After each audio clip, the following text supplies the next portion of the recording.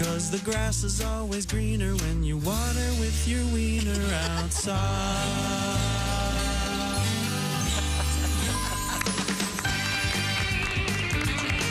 Yes, we'll have a follow-up on that song here in a moment. We'll explain everything. And good morning, it's... Just did it. The Bob and Tom Show. Thanks for sharing. Don't take the west staircase. I'm right out the front door, right down the stairs. I don't give a... We'll explain in a minute. Zero F's given. Kristi Lee at the news desk. Hi. There's Pat Godwin. Hello. I understand you have a song right off the bat is what I heard. Oh, wow. There you go. There's Willie Griswold. Yo. Josh Arnold. Hello. He's at the I Hate Steven Singer sidekick chair. There's Ace Cosby. Hey. I'm Chick. Here's Tom. Unusual day here. We opened up with Billy Jonas. And the song, as you just heard, about outdoor urination. One of your passions, hobbies? Yeah, it's something I enjoy. Interests? Okay. Get a kick out of it. Uh-huh. Just finished it. We have no running water here in the Friggamall building today. Didn't pay the bill. And It was Kristi's My fault. job this month. Yeah. Actually, there's a major issue with the plumbing. Evidently. They were working overnight, and they thought they'd get it, but they didn't. So Is it a root? I couldn't tell you what it is. Okay. I have no idea. You know, when I was a kid, the water main would break for school, no running water. Right. They'd cancel school. Yeah, they would cancel school. We don't get a nice little fun day today? For legal purposes, I think you technically, can take one. yeah. I was going to say. you can't take one. Well, what am I saying? For legal purposes, everyone has the option of leaving. I did call Kristi. Hell yeah, I'm going to call OSHA. OSHA's my weed dealer. He's Well, got I really good think stuff. if you call any branch of the National Labor Relations Board, we're all in violation right now. OSHA sounds like the name of someone who'll be singing at the Super Bowl. Yeah. Have you seen the new OSHA video? No. So Kristi has been given the option of going home, and I said, or you can come in, and if you have to use a toilet facility, you can hop in your car. No. And go to a nearby. No. Right, what? Right out here in the front yard, squatting like a woman. I'm just telling you for legal reasons, Kristi. A weed hop. I could get to Willie's and back in 3 minutes. Can we go to Willie's house? Yeah. No, you guys can't go to my house. Are you kidding me? I got all my stuff there. It's closer than the Starbucks. Well, I could go to the code. Starbucks. I don't want you guys goofing around with all my stuff. I got all my stuff over there. I got my I'm not going things. to touch your stuff. I just want to use your toilet. Let's vote. Who wants Kristi to piss in the front yard? I vote yes. Yeah, you got to pop a squat there. I want it. You're wearing an ascot today, and Yes. it's funny to see a lady in a high-end accessory urinate outside. We turn around. Yeah. Well, I mean, I'd have to take a picture of it. Would you be okay with me taking a picture but not looking? But at the picture, I'd look. No. I think it'd be all right. I'm Let curious. me answer for her. Yes, that's fine. Okay, thank you. Real quick question, Willie. So, are you suggesting that should Kristi opt to the so-called Papa Squat event, Right. she could use her ascot as a wiping device? No, you freak. That's not what I'm doing. I'm talking about... Oh, it takes toilet paper. I am a woman. There's a dichotomy between... I thought you were going to call her a dyke. I swear to God. between women's tieable neck accessories and urinating outside. Yeah, Like, there's not a lot of crossover. I see. I'd be afraid I would get it all over myself. I'm not good at that. Here's the thing. Josh could hold your hands. There you go. And you could lean back on the staircase. You guys out of your So, Kind of like a reverse cowgirl. oh, if you think we got hits on social media for the photographs of us transformed into our opposite gender, and if we had one of you dangling your ass over concrete stairs with Josh holding you, and probably not very focused. And if Let's go. a little of your urine splashed on my legs and I loved it, no big deal. So now we're calling OSHA and we're calling HR and the stair company because we have that wobbly stair that out stair there. company. That stairs. Oof. Yeah. I think it's exciting, man. It's better than a cup of coffee. It You gets never know if you're going. going to make Yeah. it. So the point is, Kristi, if you have the option of leaving, I've made this public. you called me yesterday. I was. And they thought they were going to have it fixed. I don't know. There's a pretty serious problem, but we are having a what do you call it? Porta potty delivered here. I'd rather go to Starbucks. Well, that's again. The last time we had one, nobody used it. But the point is, Not true. No, that's not true. you used that thing? I was the first to use it, Dumpage? and if you remember, it was freezing outside. Oh, yeah. Yeah. And it was the first time I had ever seen a literal steaming pile. that's cool. It was awesome. Yeah. It was awesome. Well, this is a bummer. Now the toilets are broken. I can't play my game. Every day I flush a little Super Ball down the toilet bowl. It's really fun for me. I gotta take account of Does where it ever goes. bounce back up? No, it never does. It always just darn falls it. down, makes a weird bubbling noise. Yeah. The way Water that leaks everywhere. Toilets were bubbling earlier in the week. I don't know anything about this, but it looked like to me, my Fix-It shows, we might have some roots in the pipes or something.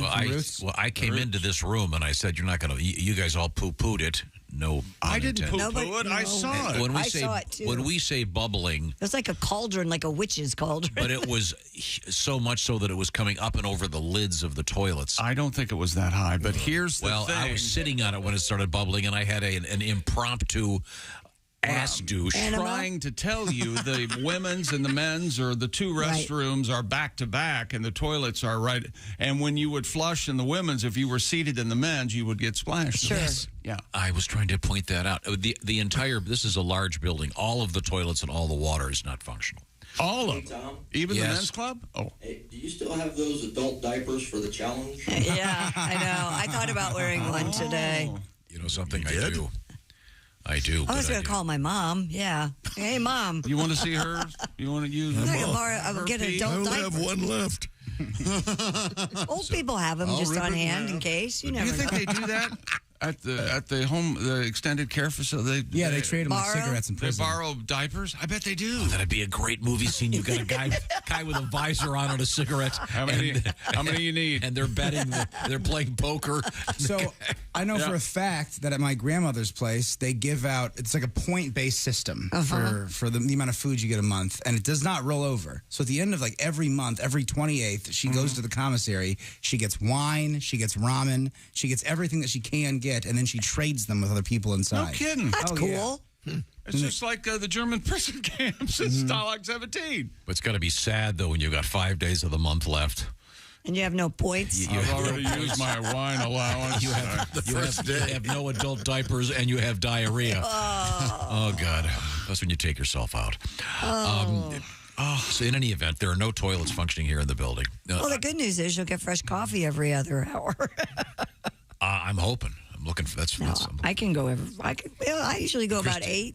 You can go 2 hours without Yeah. hitting. Well, now that we've talked about it, I'll probably sit here. I gotta go. Early on, I might not go till like 8:39, and I know what you say about me. I have a baby bladder, but You do? I went before I left the house, so I'll probably be Are we good. talking deuce or? I don't do that Urination. here. Well, you can pee out the back door. I think I'm no, I'm peeing out the front door.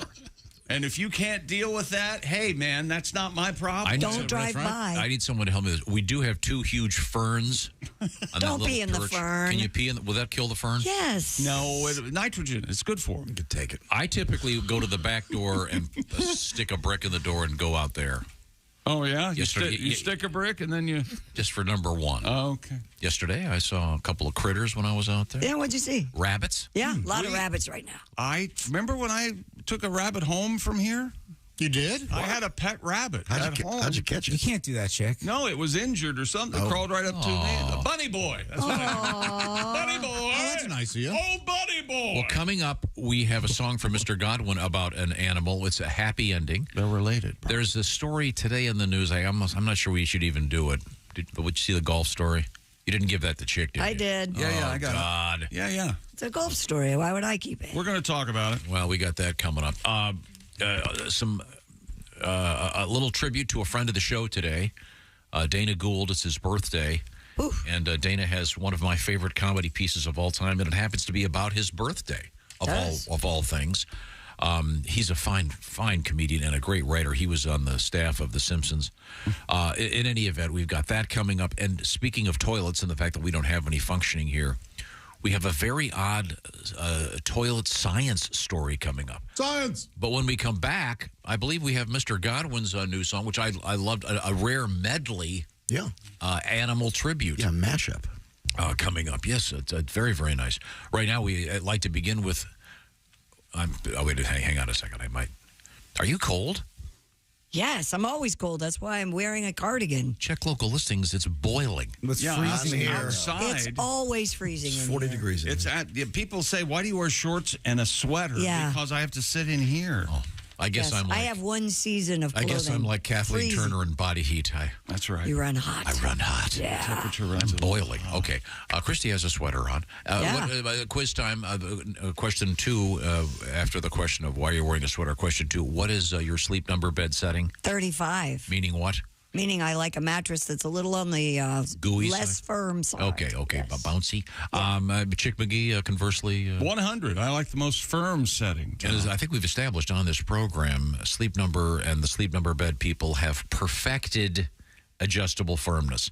So what am I talking about? Well, you go to a regular mattress store, you lie down on about 6 mattresses, and you talk to the guy with the bad breath. How was that one? You go, get me out of here. But the Sleep Number bed, you can adjust it once you get home. Oh, I like it like this. Bzzzt, and there it goes. And then either side of the bed has its own setting, so there'll be no complaining. I don't know why we got this mattress. This is too firm for me. Honey, take your button. Bzzzt. Now, are you happy? It should be called the Everybody's Happy mattress, but Sleep Number bed was probably more elegant, and that's what they decided to call it. They didn't ask me. The Sleep Number bed, I love mine. You'll love yours. Unlock your unique potential with a smart bed. How smart is the bed? Well, smart enough to help you discover, Josh, didn't your bed exactly kind of tell you how to do it?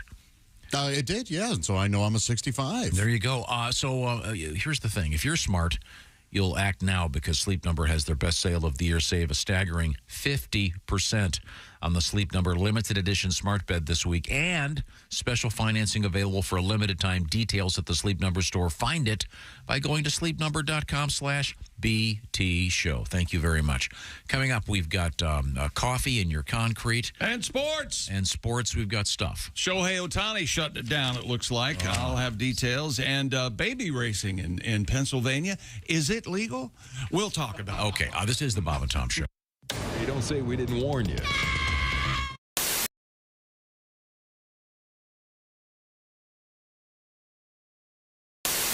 A Slovenian so-called artist was fertilized by her dog for an award-winning art project.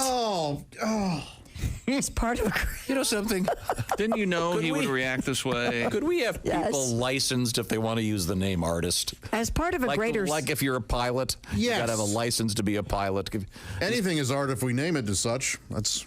And these things always involve some kinky sex or fecal material. As part of a greater series that celebrates the bond between humans and dogs, Maya Smirkar had her eggs artificially fertilized by non-reproductive, which means not sperm cells, from her Scottish border collie named Byron. Don't even say her name again. I don't want this woman to get any publicity. According to the Arts Electronica website, the result is a hybrid cell inherent in which is a dystopian scenario, but which would create a new species This is such whose crap. chances of survival on planet Earth are better than ours. Not at all. Not utopia. Dystopia. Yeah. Dystopia. Instead of artist, could you just Dystopian. put weirdo?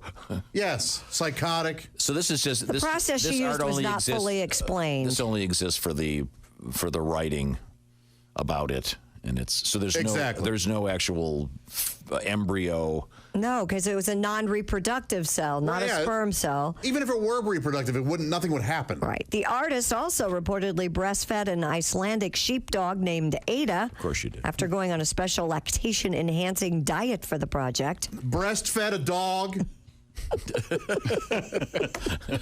So she's trying to make a friendly Halloween werewolf.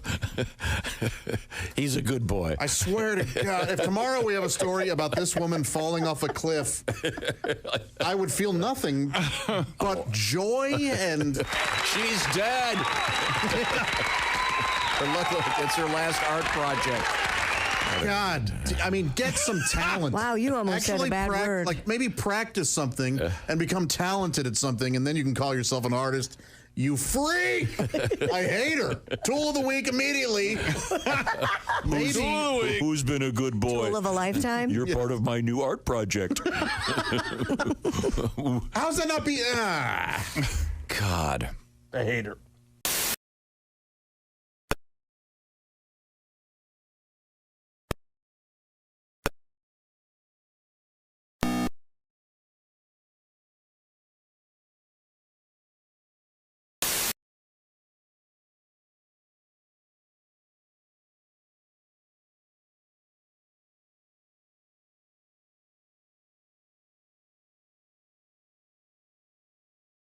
Amish Bell.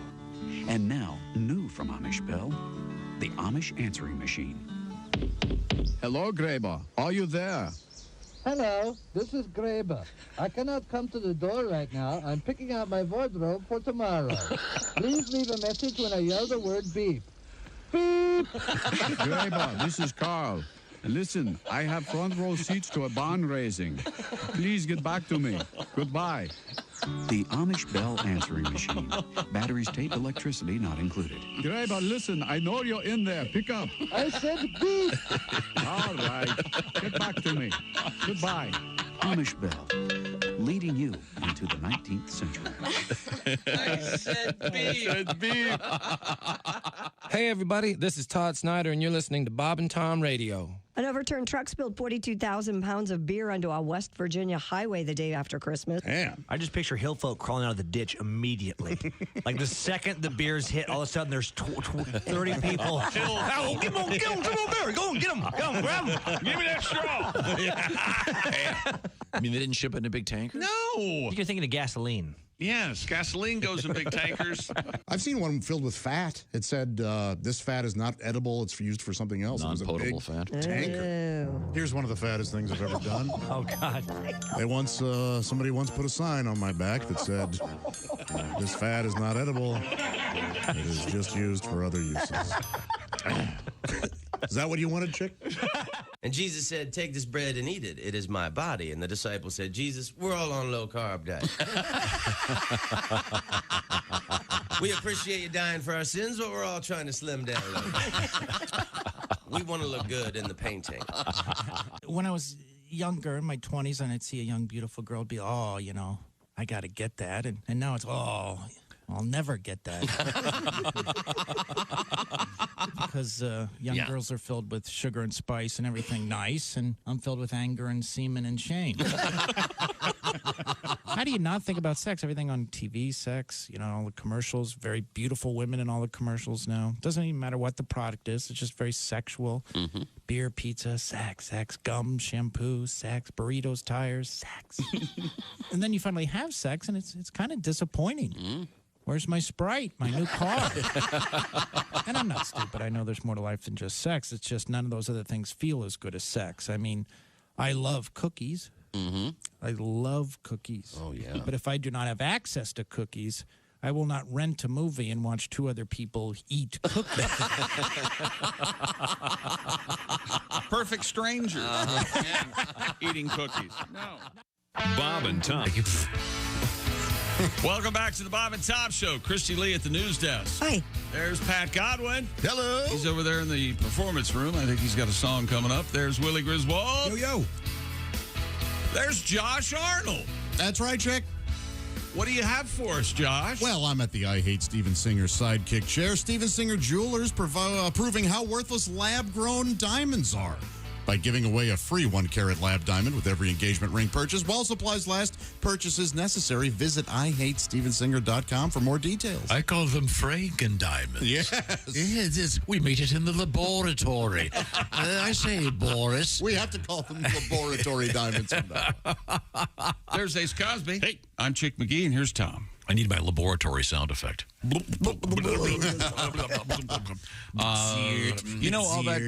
the equipment in Young Frankenstein, this is from the original movie. It's pretty cool, isn't it? The guy who had it, evidently Mel Brooks found out he still had it, and it was in a warehouse, so he went over and got it. It's one of those really cool facts, like the one when they made the movie Airplane, it's actually kind of a knockoff. And they were worried. On, what is it, 0 Hour or something?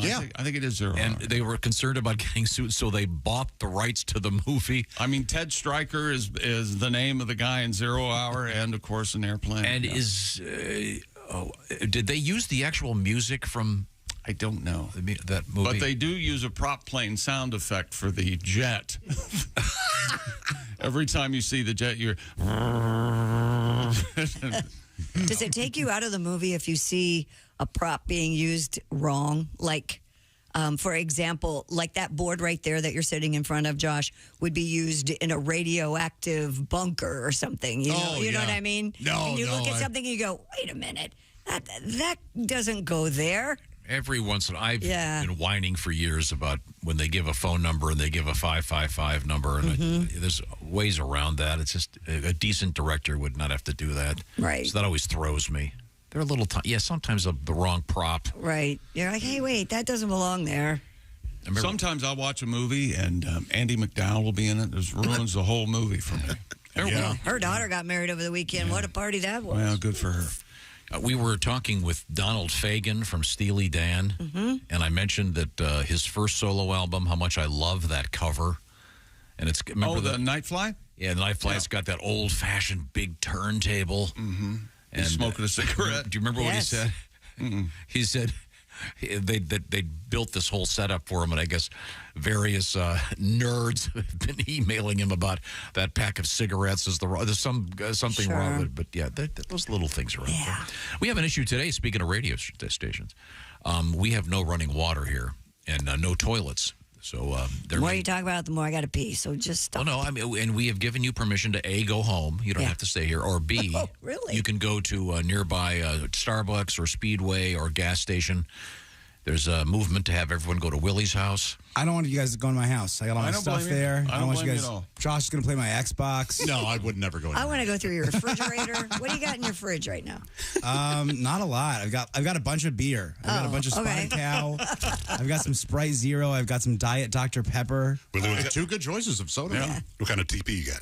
I got probably the best TP in the game. I got Scott. It's like 4-ply. Nope. Charmin. Charmin. Ultra. Nope. Shop rags. You guys are living in the past, man. Is the towel rack still broke? Yes, Pat. Everything's broken. You broke everything in my I broke one thing. Did you break the towel rack, or did your son break the towel rack? No, I did. And then Pat set it up like it wasn't broken. So then one day I just put one towel on it and it fell off. See? And then he came to Made work it look just like you did it. He came to work being like, "There's that faulty towel rack at your place, isn't there?" You're a menace, just like Tom is. And my handyman is not available right now, so we'll got to get that fixed. Here's my question. You got a question? Tom has a question. I think it'd be fascinating to find out what's in Willie's fridge. Yeah. That was always kind of a thing back in the day. In the world of dating, we talked about this. You would arrive at someone's house, go through their albums or CDs or whatever. Now you just Google them before you go. Right. But not nearly as romantic. Our friend has a book called Refrigerator Rights. Yeah, Dr. Will. By Dr. Will Miller. And it's about how when someone if they come to your house, they get comfortable enough to walk to your fridge and open it up. But that was also kind of a thing in the world of dating. You could open up someone's fridge and get kind of an idea of what was happening. So if someone opens your fridge, they're going to see primarily... I've got Spotted Cow beer that I smuggled back from Wisconsin. I've got eggs. I've got mushrooms. I've got... mushrooms like you can eat? No, I don't think you guys don't want to eat them.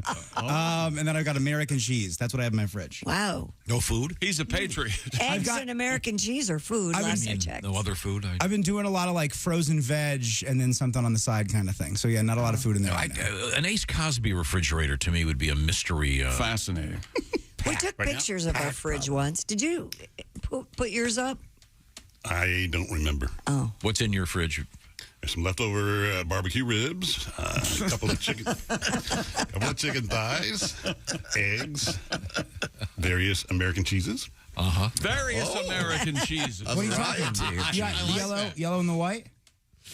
Yeah. You gotta have white American cheese is the best cheese you got. Oh, it has to be white. No, not like that. It's a melting thing. It's not. It does melt better. It's weird. Isn't it weird? And then I did eggs last night with white American and yellow American cheese. It's great. And then it's do you keep them separated?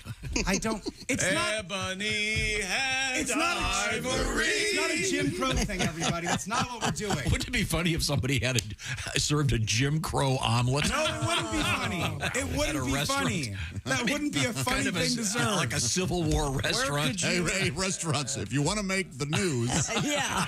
Where could you serve a Jim? There's no, it's not like it could be a history thing. You can't do it at Ed DeBevick's. Is that what you're saying? Like it's like a silly restaurant? No, I'm saying like an American history restaurant, and there'd be like something would be Rebel, and it would be. This is a terrible idea. This is such a bad idea. Now, yesterday I had my great idea. Chick, you missed this. All right. We were talking about making burgers, and the buns are circular, of course. The burgers are typically circular, except at, I guess, Wendy's. But the cheese is not. So I was bothers asking, him. do they make a single slice pre-wrapped cheese in circular form for burgers? Why doesn't someone do this? They make a round Kojak cheese that you can buy, and provolone is round. But you have to cut it, though, right? No, they're round. They're round singles. Oh, really? And, Yes. and are they good? What flavor are they? Kojak, I just said. And Colby and Monterey Kojak Jack. I thought Kojak was a TV show from the 70s. Colby and Monterey Jack. They're mixed together? Yes. That's right. You've never had we that? can't serve them in our Jim Crow omelet. Then send Stavros. Such a bad idea. Why are you? But Tom, please tell Chick what you do with the square American cheese. Nutso here. Is there? Yeah, what do you hear this? I prefer nutsy Okay. instead of nutso, but go ahead. I take my scissors. Sure you do. His Cutcos. And are you me? No. And at home, we were discussing this. I have the good scissors. I have the Cutco. Thank you The very more much. or less sterilized scissors. Yeah, and then for I just sometimes if I'm in a hurry, just trim the corners off. And then you take the corners and put them in the middle of the burger. Then put the slice on. That's now, what would that be? A octagon? Give me time. I'll think of it. A parallelogram? 6 gram. What is it? A 6-gram. That's 6 gram. That's right. And that way, then the cheese doesn't melt into the side and get all mixed up with the hamburger. And it's nice because sometimes you get a fiber of one of his socks that he was previously cutting with the Caesars. Yeah, there you go. No, it's Caesars. Not, fiber. You're wrong there because I know which scissors I just used for the food. It's those little girls in the house that are using the ones. Oh, Daddy, I was just cutting up my socks, as you say. Do your dogs do what my dogs do? And when you go to the refrigerator, that's my fault. I have to pay it's online. Evidently, it's become a fad. You have to pay the cheese tax. I open the cheese drawer, and they could be in their room or outside, and I look down, and there they both are. They love cheese. Waiting for the cheese, so I have to give them a half a slice of cheese. See, dogs are never wrong. That means the cheese is They want their bite, don't they? That's right. She takes a bite. Now, this just in, someone has told me this. You could use a cookie cutter with a round shape. There you go. Yeah, you could. Yeah.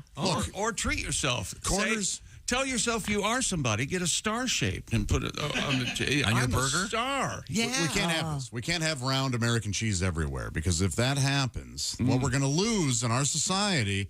When you unwrap a McDonald's cheeseburger, the corners cause that paper cheese that you scrape off with one of the harder fries. Yeah. And that cannot go. That is a real treat. Yeah. Chick, you're exactly right. You chisel it off with one of the... After a long, hard day, it's just having that little piece of cheese on that parchment paper. If they served an item called paper cheese... I would... a Happy Meal, paper cheese nuggets, or cheeseburger? And we can we all talk about how that when you get that, it's certain places when they have both French fries available and onion rings. Yep. You order the fries, but get one onion ring. It's a bonus. Wouldn't that be great if McDonald's, and if you got one, you'd get some kind of a prize? Jack in the Box used to mix them. They did? There was a thing, I forget what it was called. Remember when Jack in the Box really leaned into their stoned demographic? Yeah. Dude, and they would have kind of foggy commercials with a puppet. Well, it seemed like everybody was doing that for like right before weed got legalized in like 2009, and like Taco Bell was doing fourth meal and stuff. You're exactly right. They were really going directly towards stoners. They were, where it was eat at 2 a.m. And as a young budding stoner, boy, did they get me. And with Jack in the Box, it was, I believe, though, Tom, it was a little different than the onion ring fries. It was curly fries and regular fries. No. But there's a hypocrisy here. I like when you get your fries and there's one onion ring, we love it. Oh my! But when you get your onion rings and there's one fry in there, we're a little disappointed, aren't you? I think I am. Yeah. Took up the space that another onion ring could have had. It's reverse racism is what it is. How about this? French fries in the bottom of the bag belong to the person who went and got the food. Absolutely. Yeah, that's true. Absolutely. And the person who got the food, as many fries as they can eat during the drive are there. Absolutely. Even out of the container? Yes. No, that's incorrect. Yes. That is unethical. Well, what if you buy an extra order of fries for the ride home? For the drive home. Yeah. What if you do this? There used to be a Burger King. I used to live right next to Willie's house. And there used to be a Burger King maybe 4 minutes away. There still is, I think. No, it's gone now. It's over. It's right up here. It's 75th and that's a different one. Oh, okay. The story would be the same now that I think about it. But on more than 3 occasions. Sorry to bring facts into this. The way this thing was set up, it was a little bit awkward. The way the drive-through was set up, I would go there, order the food, pay for the food, drive home without the food. Yeah. Oh, I can see that happening. Oh, yeah. I did something 2 days ago that you guys would kill me for. I went to McDonald's and I got a plain cheeseburger and no fries. You're fine. Really? Yeah. Sometimes you just want that burger. No. Yeah, honestly. What's wrong with you? You got to get fries, you got to get a big Diet Coke, and you have to get ice cream. At least a small fry. No, I didn't get. I just got the cheeseburger. That's all I wanted. Did the store like shut down? Did they go, everybody, come here? There's a sign. No one has ordered this in 64 days. Have you ever done like a hamburger in one place and then go to McDonald's or Yes. I have. And you would think that of all the people in here, I would have done that. I've never done that. Their fries are so good. I know. But when I was a kid, I could ride my bike down Green Road several miles. Nobody knows where this is. And there was a place called Royal Castle. Yeah, like a White Castle. No, White Castle, I think Royal Castle might have been first. Yeah. Did they have little burgers like White Castle? And I would get their burgers, and then I would go over to the McDonald's and get their fries because I didn't want in McDonald's until they came out with the fish sandwich. I hate mustard, so I couldn't eat the regular. Well, you get burger. them without. You get it plain. Yeah, then you got to wait. So. They've perfected that. That's now. so funny. He's not willing to wait at one restaurant, but he's willing to go to 2 different restaurants to get what he But wants. I was an adventure. I was on my Schwinn. That's so funny. You like the Filet-O-Fish, I love the Filet-O-Fish. That's pretty good. While we're talking... I never had cheese on fish until the Filet-O-Fish. And man, you went, oh, what? Yes, this works. I've been missing it. Yeah. It shouldn't work, but it does. You didn't know you needed it until you got it. I'm sure there are expert chefs out there going, but of course. Yeah.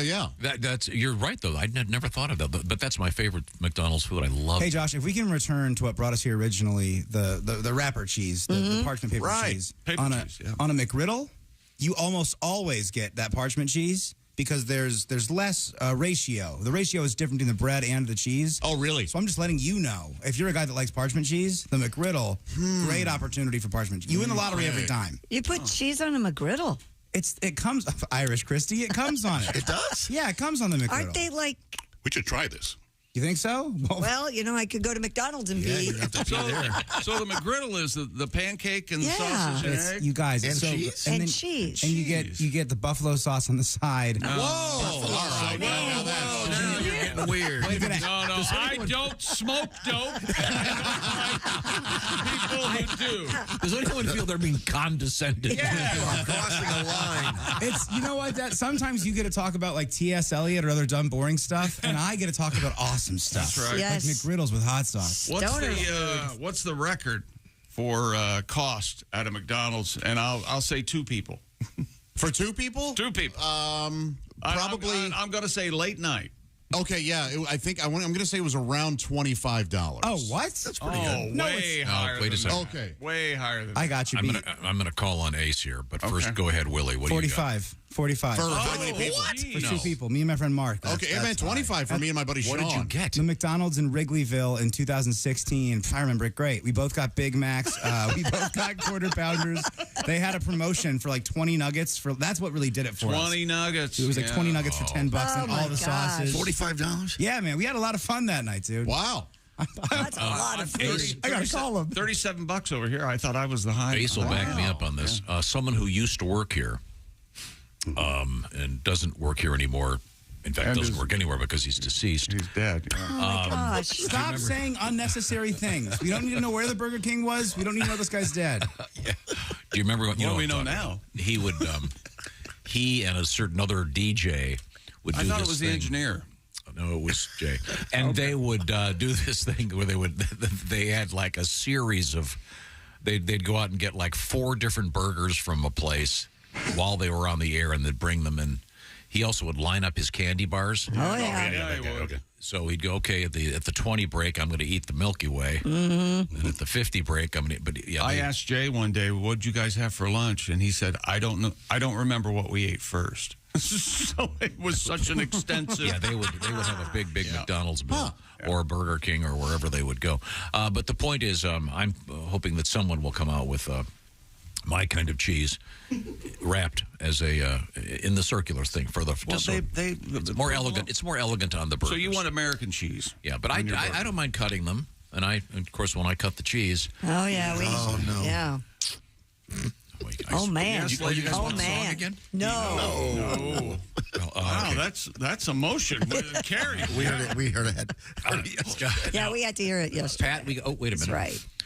Pat, we promised your song. We didn't get to it. Oh, we had fun talking about cheese. Okay, we'll get to your song coming up.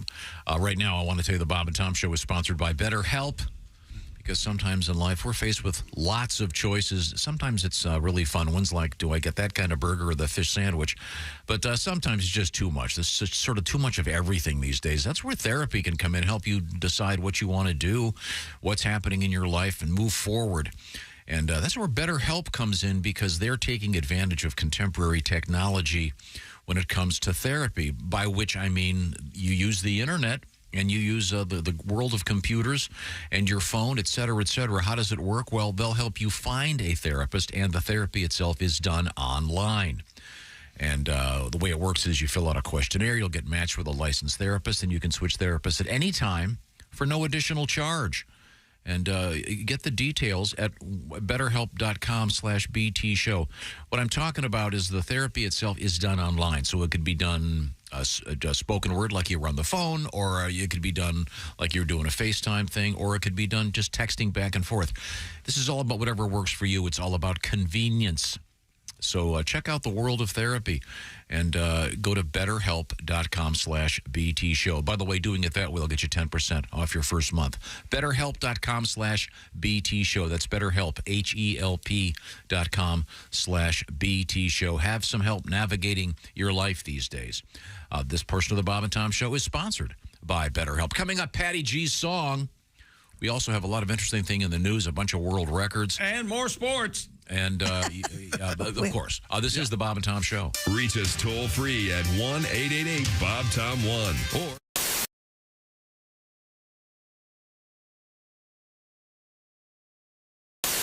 3rd and goal, hit Golden Showers. Tate on a slant that was initially ruled a touchdown with 8 seconds left. After review, the play was overturned. As you can see, he's short of the goal line. No, he's not. And yes, he is. He's way short of the goal line. He's like an entire ball short of the goal line. The football, Tom. So that's with 8 seconds left. They had to stop play, look at the review. But then, due to a rule that causes a 10-second runoff when a clock is stopped by officials and then restarted, the game ended. What? With 8 seconds left. What's the point of that rule? Another play? In theory, the Lions could have lined up with a 4th down play as time expired, but the initial call of a touchdown is actually what disallowed that possibility. Why? The rule exists because the Rules Committee, led by Don Shula, the only comes on, he wheels in, sons of bitches. I hate all you young mother. Hey, you dog owners, listen up. This is something for your big sweetie. Chew Works. Has your dog ever scarfed down one of those chew sticks without really chewing? ChewWorks has a hold to chew, which will prevent choking and GI blockage. When dogs can't properly hold the chew stick between their paws anymore, they tend to just swallow it. Available in 3 sizes, mini, junior, and large. Extra large coming soon. Their whole purpose is to provide a safer and healthier way for your dogs to chew. Chewworks.com. Now. Good luck. Hello, Bob and Tom Show. Hey, Bob and Tom, it's Donnie Bates. Hey, Thank God. I ain't on break yet, so I got to get off before I get in trouble. But, Chick, we got you on speaker. The guys here at work are wanting you to do Jodie Foster talking about the electric knife. What kind of knife did you use, Dr. Lecter? Was it an electric knife, Dr. Lecter? I could hear the lambs, Dr. Lecter. This is one of your best impressions. I think this rivals your... Which one? Your Jimmy Stewart. Oh. And now Jimmy Stewart talks to Jodie Foster. What agent? What was her name in that? Starling. Agent Starling. Do you see a rabbit? I don't, Dr. Stewart. And this has now, been. Can you do her doing Nell? Dr. Xavier. I can do that. Chickapay. Jody. Get in the car, Jody. Please get in the car. It's not Jody. It's Oh, yeah. No. See, that's why I couldn't be an actor in a movie. I'd call them by their real names. Clarice. Cut! Oh, Clarice, will you change my diaper? Oh, God. Made a boom boom.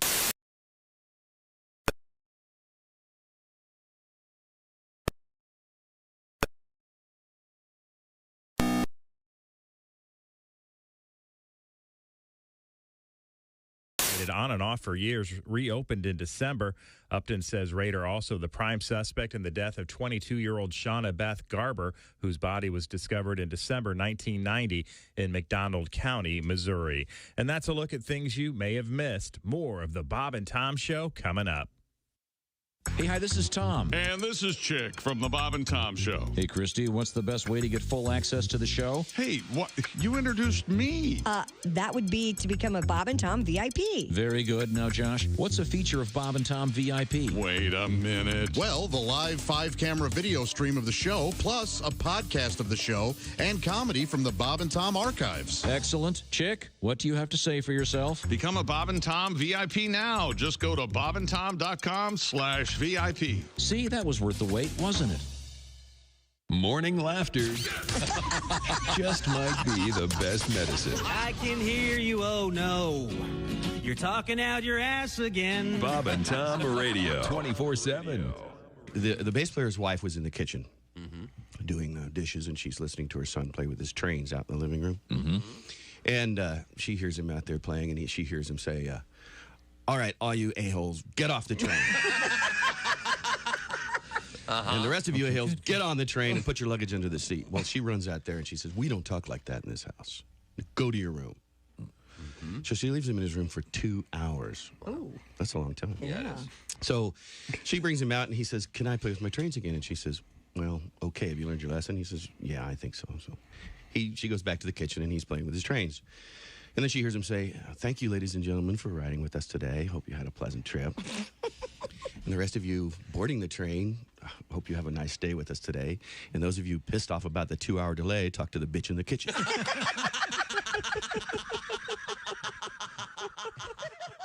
Hi, this is Carl Lewis, and you're listening to Bob and Tom Radio. Rod White is our guest. Do you have any drinking stories? None that he can remember.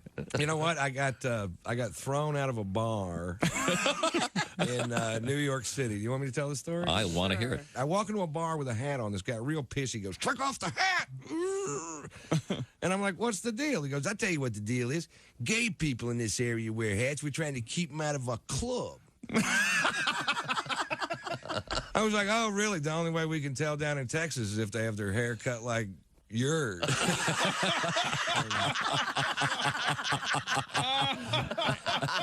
And he got all pissed. But he walked away, and I took the hat off, and like an hour later, I'd been drinking, and I forgot. You ever forget? Happened to me. I put the hat back on. The guy comes over to me. He's poking me in the shoulder with 2 fingers and goes, you're out of here. And I was like, I don't think so, Scooter. And I was wrong. They hurled me out of the bar. And then they squared off with me in the parking lot, and I backed down from the fight because I don't know how many of them it would have taken to whip my ass, but I knew how many they were going to use. It's a handy little piece of information to have right there. It was overkill. This magician's on stage, and he invites this guy from the audience and gives him a sledgehammer. The magician says, I want you to hit me in the temple as hard as you can with a sledgehammer. Guy goes, all right. So the magician lays his head down on his block of wood, and this guy hauls back. Bam! Pops this guy in the temple. 10 years later, the magician wakes up out of a coma in the hospital and goes, ta-da!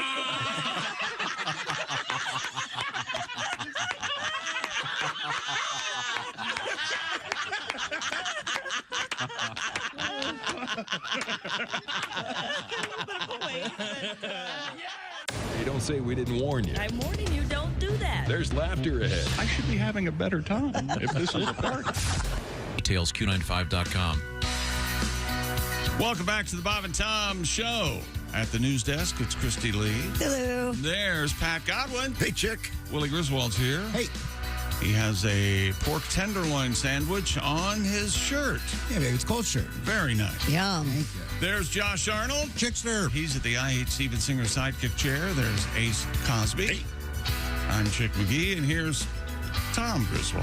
Hello, Tom. Thank you very much. We got a song coming up from Mr. Pat Godwin. We got sidetracked talking about food, talking about making cheeseburgers, and I cut the corners off the cheese. And you put the corners, by the way, on the burger, and then you put the semi-round thing you've just created on top of that. Yeah, but you made me think that it's not, the cheese isn't, the corners aren't distributed evenly. You put them in the middle, and I don't care for that. I thought we got a nice little lump of cheese, a little surprise bite. Maybe spread them out there. Okay. These are all good ideas. Now, Chick mentioned cookie cutter. Do you have egg rings? Egg rings? Like where you can make Egg McMuffin-style eggs? Yeah. I have one of those. Oh, absolutely. That'll cut the cheese right now. Absolutely a circle. Yeah. I use the jar, the lid of a ball jar sometimes. That works. Have you ever done this? Why can't you buy new things? Do you have to use a lid from the a lid jar? works great. You just put it down, spray a little olive oil, egg right in. Nothing to worry about. Do you drink moonshine out of the ball jar? No, I have a lot of jars in my place. I hate you. No hate kidding? You. I got a lot of jars. They're nice. I would like to get a look at those. Remember, he uses them as glasses. Nice. Me too. Yeah. I have a question. Yeah. Is the term lid still used referencing a quantity of marijuana? Not really. I think it can be, but it's pretty inside, and honestly, it's for the OGs like yourself, the old fellas. Because that it used to be you'd get a so-called lid of grass. A lid of grass. That's no longer a thing. What? That doesn't sound very current, doesn't it? What are the quantities sold at legal dispensaries? Are they metric?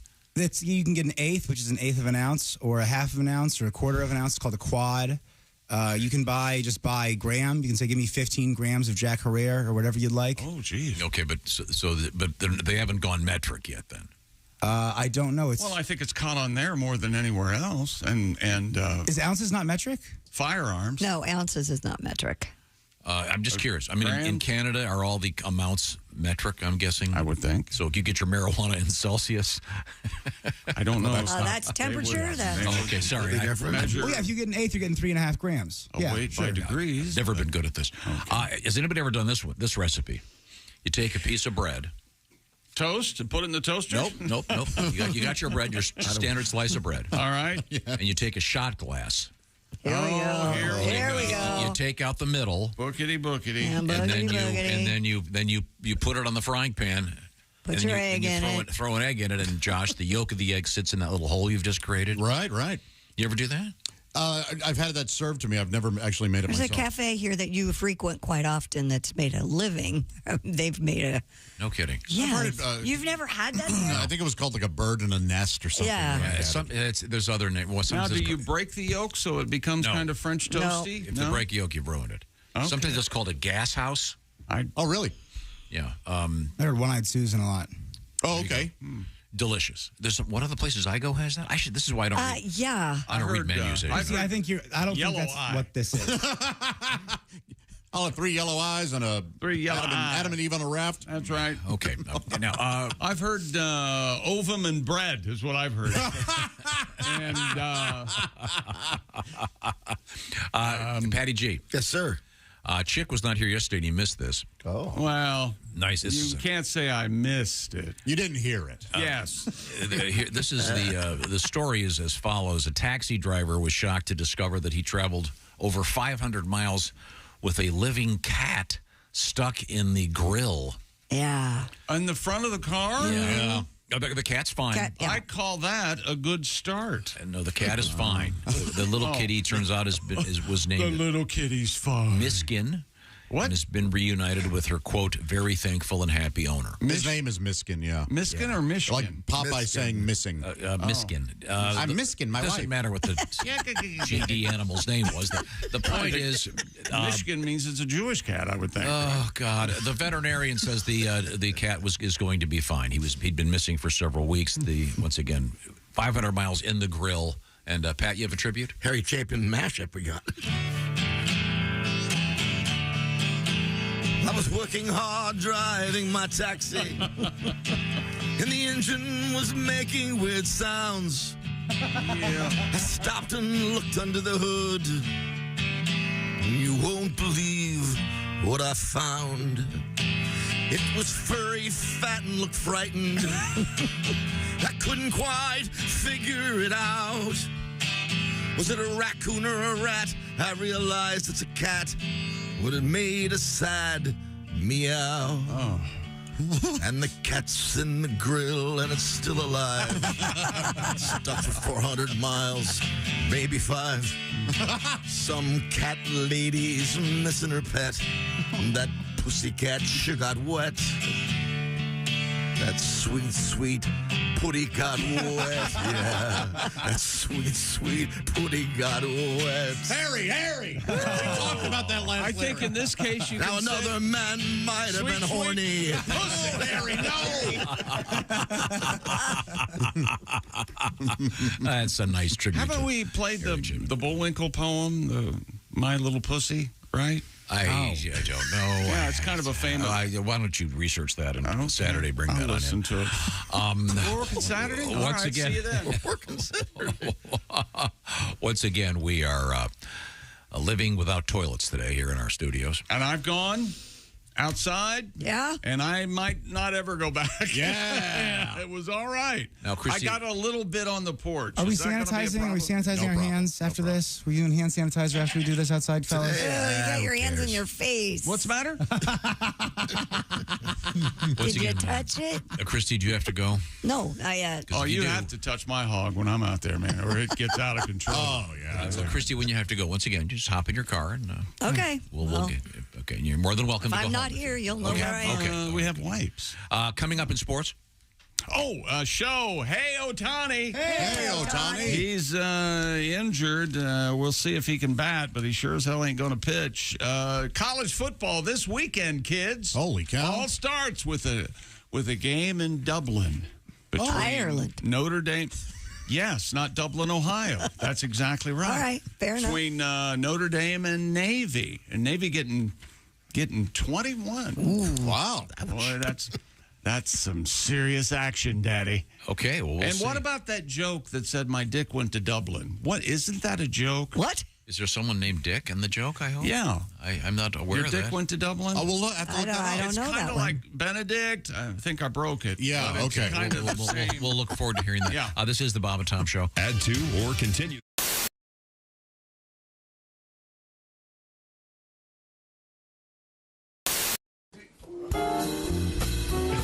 Well, looks like we got dumped. Uh-oh. Is there anything you'd like to say to them? Well, our girls have left us, so I'd like to say just one thing. Oh, yeah. Baby, blow me. Oh, a kiss as you're leaving. Blow me. Oh, a kiss right now. 'Cause if you're gonna leave me, honey, I will surely miss the way you blow me. Oh, blow me a kiss. Come on and blow, blow, blow, blow me. A kiss like you mean it. Blow me. A kiss right now. I really can't remember anything as hard as this. So blow me. Blow me a kiss. Wow. Some things in life are hard to swallow. She couldn't take it all, Dean. She couldn't handle everything. Oh, good. But if she comes back tomorrow, I'll be shooting my wad on flowers and the rain, honey. Blow me. A kiss as you're leaving, baby. Blow me. Oh, a kiss as you go. And always think about me as you're going down your list. And blow me. Blow me a kiss. I'll miss her arms and her elbows. I'll miss her arms and her elbows. I'll miss her legs so tall. Yeah! I'll miss her legs so tall. I'll miss her neck and her shoulders. Yes, sir. But I'll miss her head most of all. Rock out, fellas. Swinging them, Mally. Baby, blow me. A kiss as you're leaving, baby. Blow me. Oh, a kiss as you go.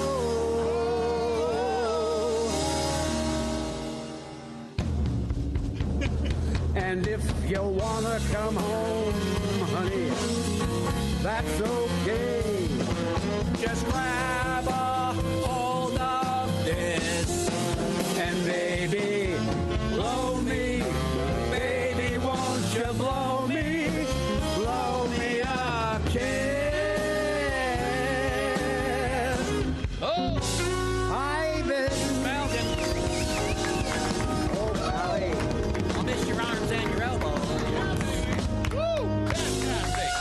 Bob and Steve and Tom Jerry. Band and Orchestra. Amazing. Thank you, Dean. Thank you, Jerry. Oh, that's fantastic.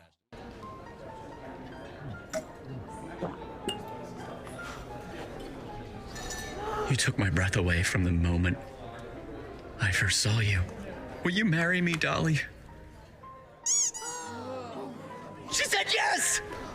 She said yes! It's not a real person. It's not a real diamond. Real, natural, earthborn diamond. For your real love, from a real jeweler you can trust. Steven Singer Jewelers.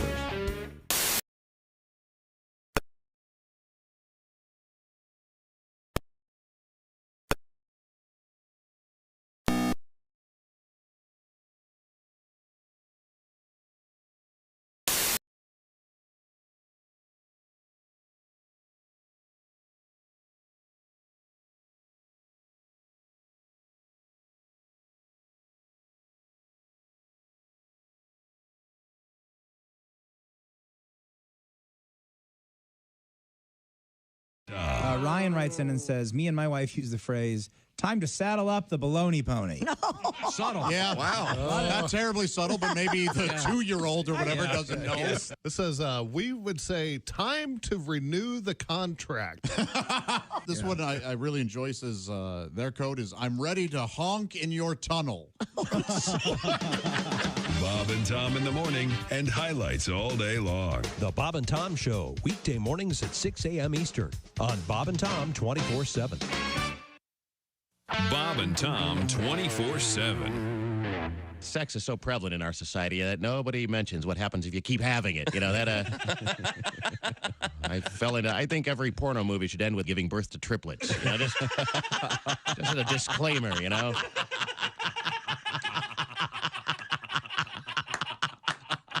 So everybody knows, you know, what you get, you know.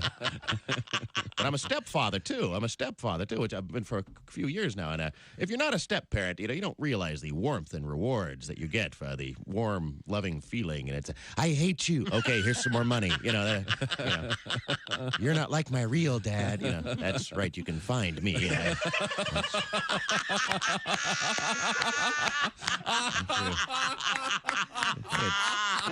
Track down your real deadbeat dad and have him pay for these Barbie accessories, you know.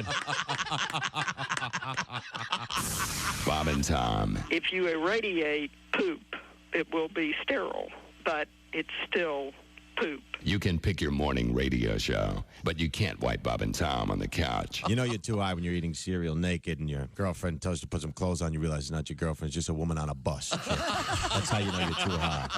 Kiwi Rogers is our guest. Kiwi, having just met you, I can guess you're obviously an athlete. Yeah, I work out a little bit. They have the whole thing where you pump weights and all that stuff. Yeah. You got to have that cardiovascular, man. Mm-hmm. I was playing basketball the other day. They made me guard the worst dude on the other teams. It was a fat dude wearing thongs. Man. You know, standing on the court smoking a cigarette. You know I was in bad shape. And you couldn't keep up with him. I couldn't keep up with him. I got involved with that aerobics. Don't like aerobics, man. That's too much like sex. It is. Aerobics? Yeah, you sweat, muscles hurt, and then you got a woman up there telling you you're not doing it right. Are the stars out tonight? I don't care if it's cloudy or bright, 'cause I'm blind. Jeez. You're listening to Bob and Tom Radio. Don't. Essential Morning Radio. This is Bob and Tom Radio. 24/7.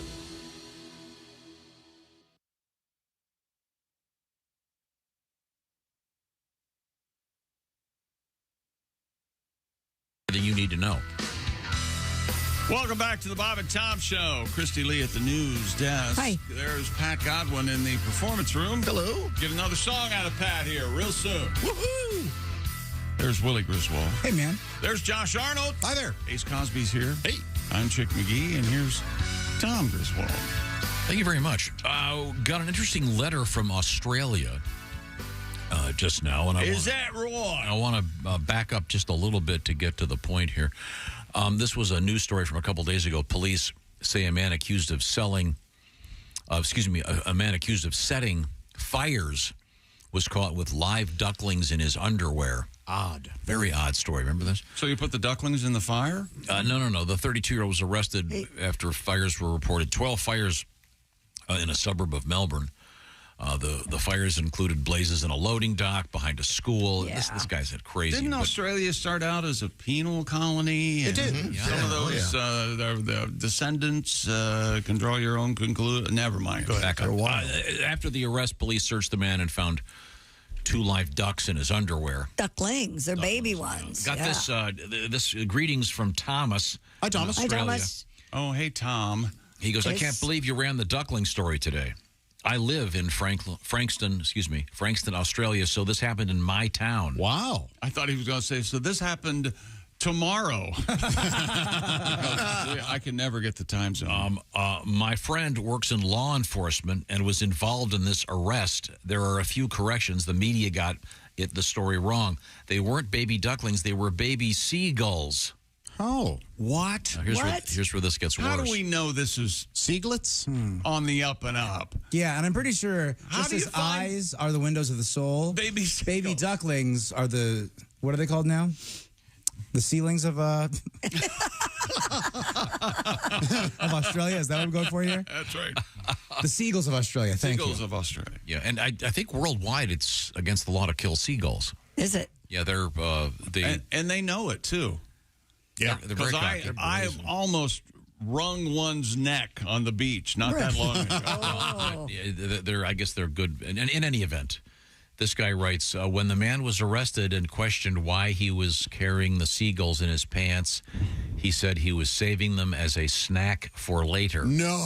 Oh, I thought he was saving them like he was going to save them from the fire. Wow. This guy's got to have some. Yeah, this guy is either on meth or he's either on the dope.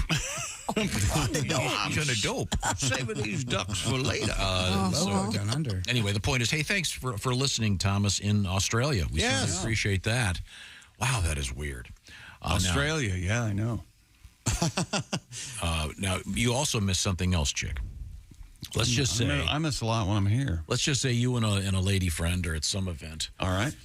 And it's suddenly you want to get out and go have an interpersonal encounter of the most intimate variety. Mm-hmm. Sex. Do you have a code phrase that you would use? Well, it's not so much code. It's can I take you from behind? Okay, yeah.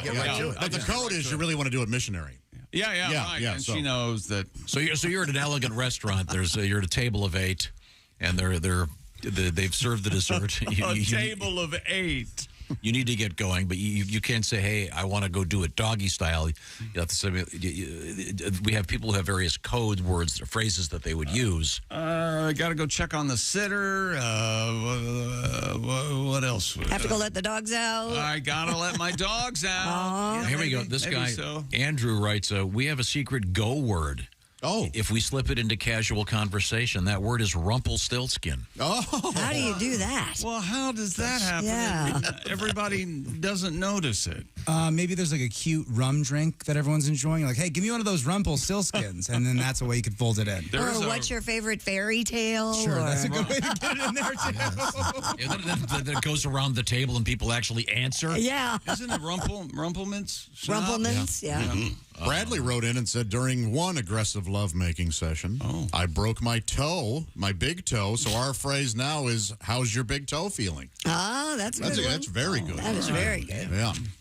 See, these are fun. Yeah, but I don't think how's your big toe feeling. I think that's just like Rumpelstiltskin. I don't think you can weave it into the conversation. I think it's just when they're at home, they'll go, hey, how's your big toe feeling? Yeah, here's one. This guy says when he had little kids, he would go, we've got to go clean our room. Yeah. What, you mean brother, sister? What are you talking about? What? No, the husband and a wife. Right. Oh, yeah. Okay. What are you gotta doing? be married. I thought you were saying that when they were kids. You said when they were kids. No. When got to go clean their room. When the kids are around. Oh, when the kids are around. This gentleman says, my ex always referred, so either they're broken up or she's dead, to her mommy part as her choo-choo. Oh. When feeling amorous, she'd say we should go for a train ride. Oh. Well, is that choo-choo CHOO or? It is, yeah, not the masticated. Yeah, not as in big league chew. Yes. Is there such a thing as for the minor leagues, bush league chew? That would be. This isn't very subtle. This guy really writes, I'll say, do you want to take a trip to Pound Town? Oh, yeah, no. Very nice. Very nice. Here's one. This is a suggestion, Ace, for you. This comes to us from Paul. Oh. He writes, Ace Cosby, this is your code for sex. So, you ready for the joke of the night? I think that's a dig, Ace. Are you going to sit there and take that, Ace? Yeah. I'll get him back. Yeah. Okay, my wife and I stayed on a friend's boat. Nice. While the friend and his wife took the dinghy to explore the lake. Oh, yeah. When the friend returned, he asked if we knocked one out on his boat. My wife replied, no, we just ate some crackers. Oh, so now. So he said, sure, you just ate crackers. That was the birth of want to go eat some crackers as their code. That's when I skinny dipped. We were on a friend's boat, and they went out, and we stayed behind on the boat and got in the water. Did you do anything else? No, we just got in the water. And then we read the Bible while we were in the water. Oh. Yeah. I see. This is wild. Dwayne says, this has a few meanings, but my wife will say, have you seen my toy? Huh.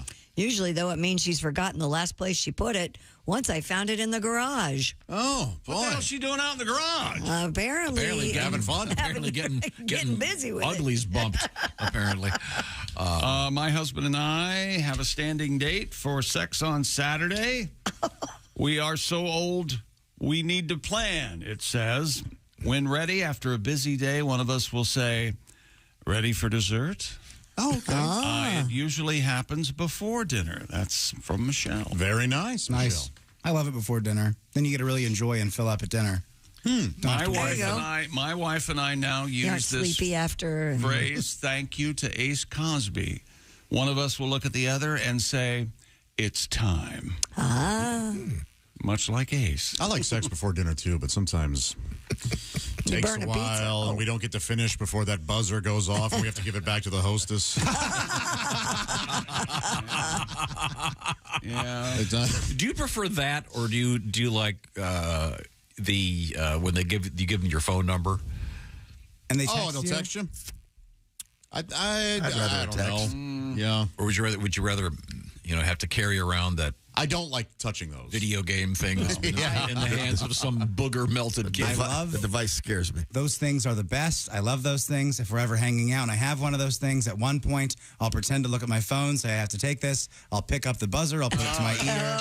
It's just hilarious. I appreciate the commitment to the bit. The fellas love it. A date loves it. I don't know that those are ever cleaned. It's such a fun bit. I love those little things. You have to wonder how many of those get stolen. Oh, yeah. Forgotten. People forget them in their pockets, probably. You got to get them in their purse, and there's that thing. Have you ever had one of those and then you leave the restaurant, you go to a different restaurant, you forget you have it, 20 minutes it buzzes, you go, oh, table's ready.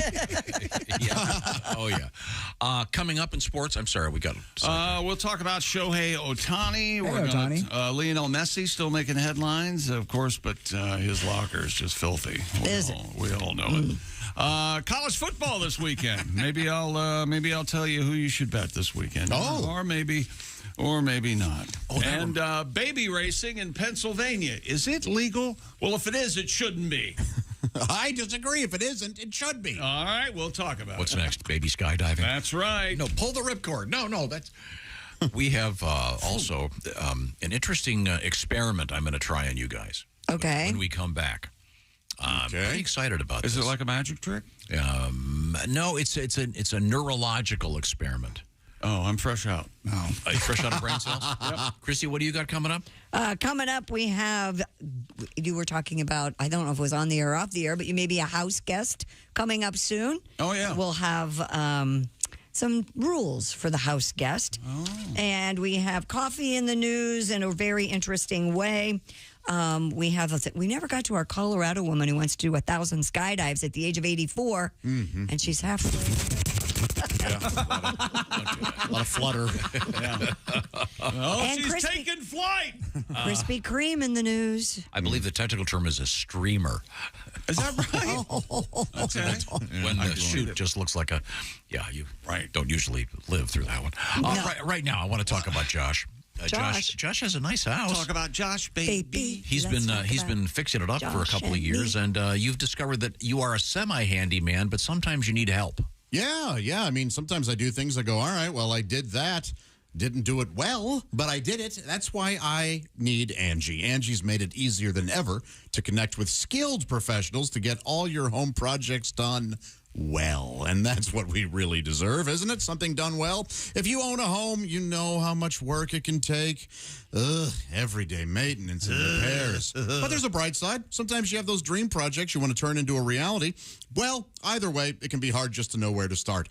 But now, all you need to do is Angie that. Find a skilled local pro who will deliver the quality and expertise you need. Angie has over 20 years of home service experience. They've combined it with new tools to simplify the whole process.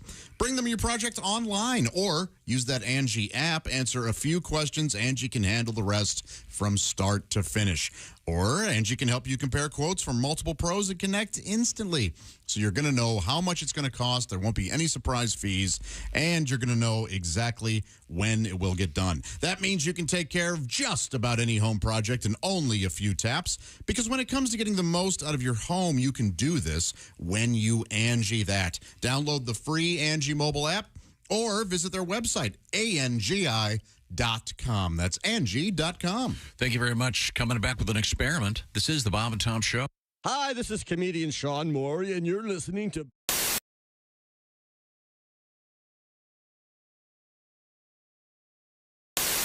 A truck driver distracted by a Andrew GPS Johnson, too. unit crashed near the intersection of US 278 at Arkansas Highway 24 early Monday, spilling a truckload of spaghetti sauce.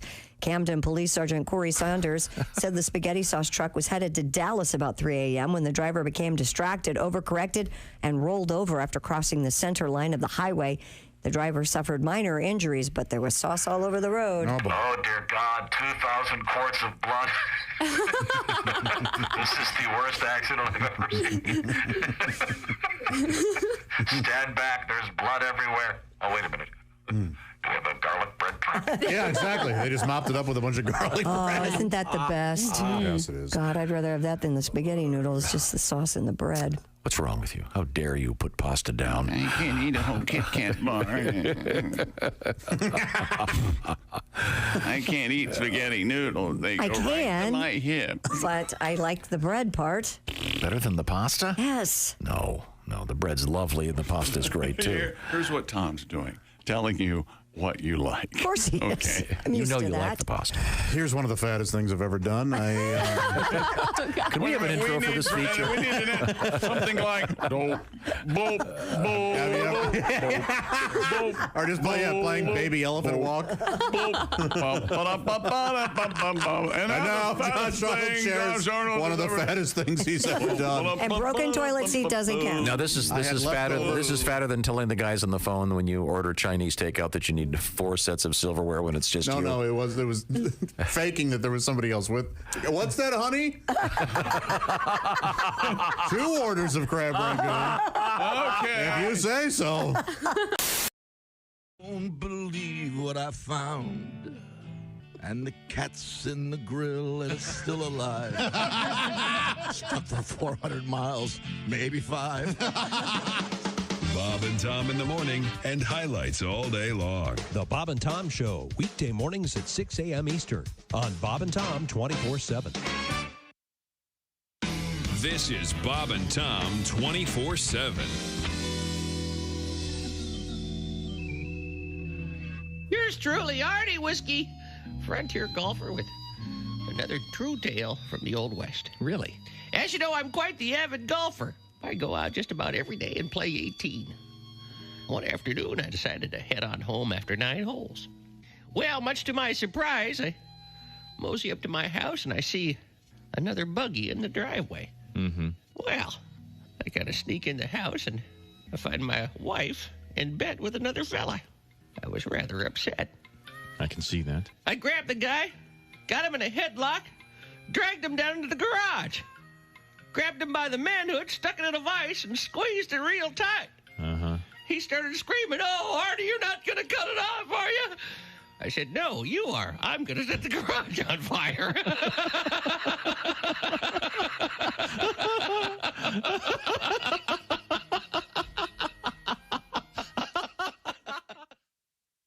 Hey, it's comedian Roy Wood Jr. You're listening to Bob and Tom Radio. Augie Smith is our guest. Augie, a single man. And you've never been married, is that correct? Never been married. Do you want to be married? Never been married, never had kids. He's a troubadour. It's hard to tie him down. He's a traveling gypsy. Yes.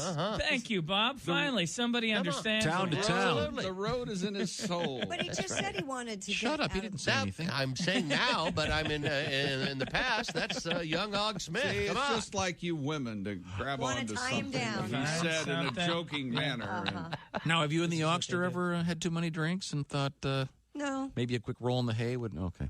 Oh, come on. Well, Come we on, thought about Kristi it, Lee. but- We thought about it. Come on. Yeah. There we go. Yeah, Now, baby. Kristi, you're right. No, don't take offense here, Augie, but you like guys with a lot of hair. Isn't that part of your deal? Long hair. Well, I'm getting over that. Really? Oh, really? Yeah, I'm kind of outgrowing that a little bit. But I mean, there are other qualities besides... yeah. Oh, okay. Oh, Besides how much hair? This is starting What would to get be interesting. second? Short hair. Lots of it. Duh. What's the first quality you look for in a man? Is it physical? Is it intellect? Is it Inches. is it money? No. He asked, knowing the It's answer. not money. Is it? Sure. I think it'd have to You'd be. date a homeless guy if he was nice, right? You'd date a homeless guy if he was rich. Absolutely. I have. If you made a connection. Wait a second. Ouch. Okay, Kristi got one in there, folks. In case you missed it, she leaned over and said, I have. God, that was funny. Okay. He's not homeless if he's in a band. Oh, wait a minute. Bob and Tom show. What about badasses who, when they flex their forearms, it looks like a pregnant cobra? Where are you from, by the way? Patterson, from Patterson, New Jersey. Oh, sure. That's famous. Yeah, small. Sure. Thugged out town. It's tiny. So small, we used to get robbed by people we knew. That's small. People like, stick them up. I'm like, Andre? I'm going to tell your mother, man. By the way, how is Aunt Carol? How's she doing? I'll come home for dinner. Essential Morning Radio. All day and all night. This is Bob and Tom. Hey, welcome back to the Bob and Tom Show. Kristi Lee at the news desk. Well, hello, Chick. Hello, there's Pat Godwin. Hey, Chick. Moments ago, yelling in the hallway. I'm not sure about what, but he seemed very upset. You all right, Pat? I'm good, yeah. All right. Telling a tale? I tell tales. Road story? Road stories, baby. That's right. There's Willie Griswold. Good morning.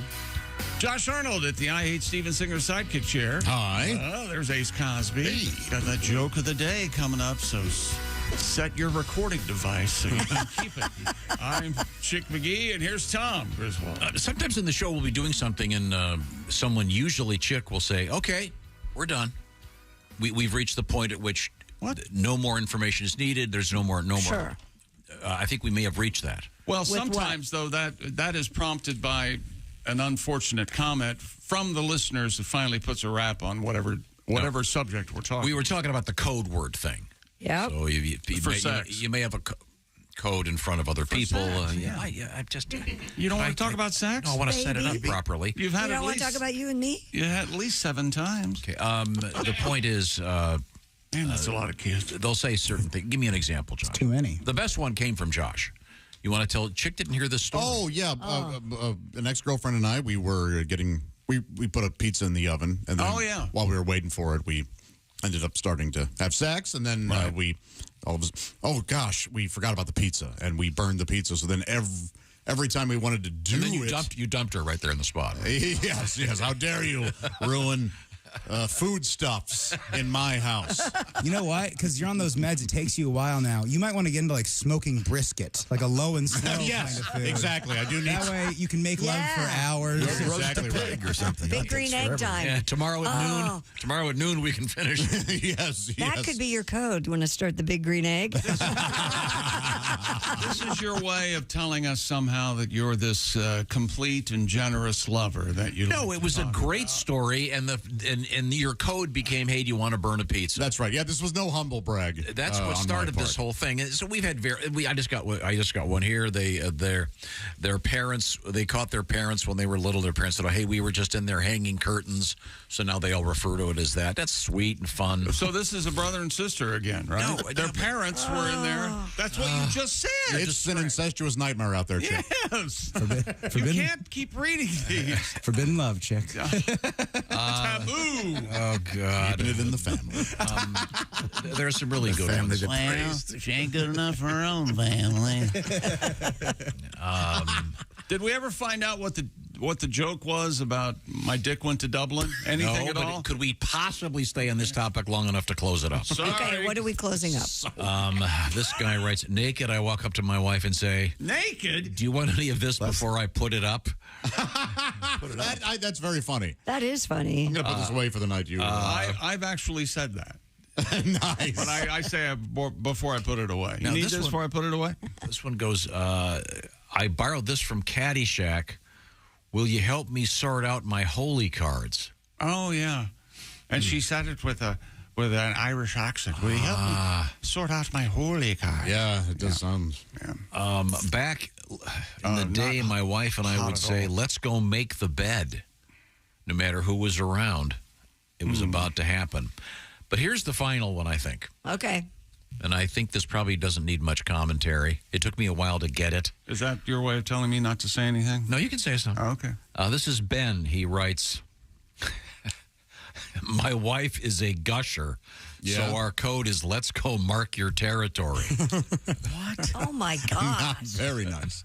Anyone? At the Sure, risk of starting another topic. Oh. Is that a thing? No. I have been with a gusher. Yes. But But it's pee, though, isn't there's it? Not a squirter, a gusher. Wait, whoa, there's two different things? Different things? I've never been with a lady that does that. Oh, it's cool. It feels like you hit the high score. It's But, awesome. You know me, I like a receipt. Yes. Here's the here's proof. It's the equivalent of like when you win a slot machine and it makes a lot of big noise and lights go off. Absolutely. Or like when you get fajitas at a restaurant, it just impresses everybody. But it it's makes a big deal. absolutely not urine, right? No, there are conflicting reports. Yes. Right. Yeah. The jury is that because it's flaming or whatever, It's just, sizzling? it just Sizzling. It sizzles. It makes a lot of noise. Everybody gets excited. You're looking over your shoulder going, wish I ordered that, you know? A lot of screaming. Yeah, if you've ever worked in a restaurant, there's a couple things when certain restaurants would have some really fancy dessert where they had to come out with the flame and all that.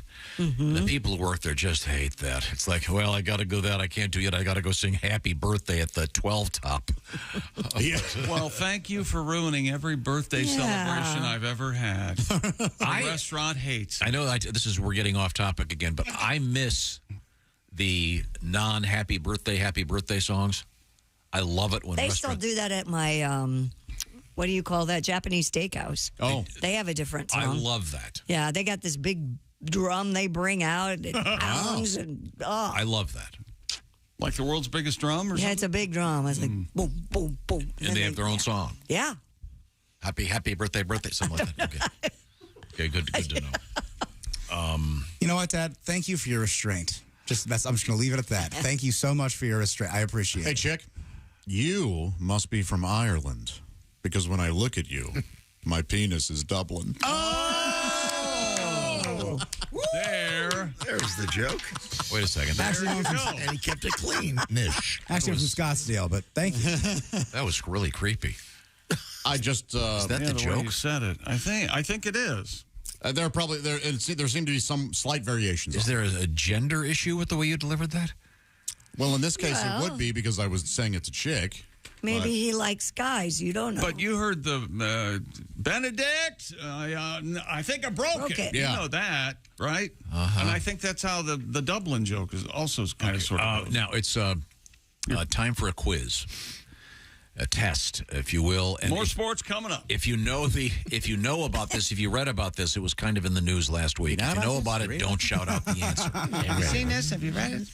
This is See the newspaper today? This involves Sandler. this involves brain work. And well, we're all out. Yeah. I wanted. This is kind of a test. It better be about the Beatles. That's all I know. Thank you, Pat. That was very John helpful. Lennon. This is from the University of California. Scientists there were analyzing recordings made from the human brain. Huh? This is really interesting. So this is sound based on brain activity using AI. There's sound inside your head? Oh, is this the Pink Floyd thing? No. What? I didn't know. You didn't say that we weren't. What? That's. You have to understand how that's. I was just trying to agree with you. Okay. I was making it more relatable. Here's the. This is it. Here. This is the thing. What? I don't understand what's going on here. This is the sound of a brain? Is a big band from the 30s? This is the sound of brain activity, and while people were listening to something, their brain was doing this, and it was turned into sound.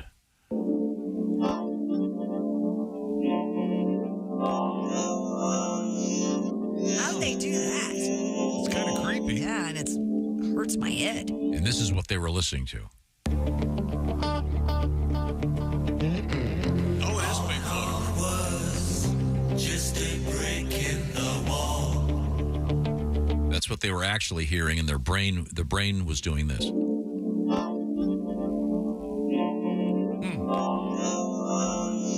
So you can kind of hear another brick in the wall. An interesting thing. This is just research being done. I thought it was kind of interesting. Sounds like a kid that needs to practice with his vocoder a little bit. Yeah. Hasn't figured it out yet. Working on the talk box. And they were watching The Wizard of Oz while doing this. It's kind of interesting. But in other words, that's the brain is giving out that Well, vibe. they must have invented something that can pick up. It puts sound to certain brain waves. Sound. Yeah. So it marks the first time scientists have reconstructed a recognizable song from recordings of the brain inside. Very scary. Time to move on to sports, I guess. I've got enough going on in my brain. What have you got over there? Shohei Ohtani. Hey, Ohtani. Won't pitch for the rest of the season because of a torn ligament in his right bobo. Oh, man. Los Angeles Angels general manager Perry Manassian said yesterday the Angels don't know yet whether the Major League homer leader and 10-game winner will need surgery to repair his UCL.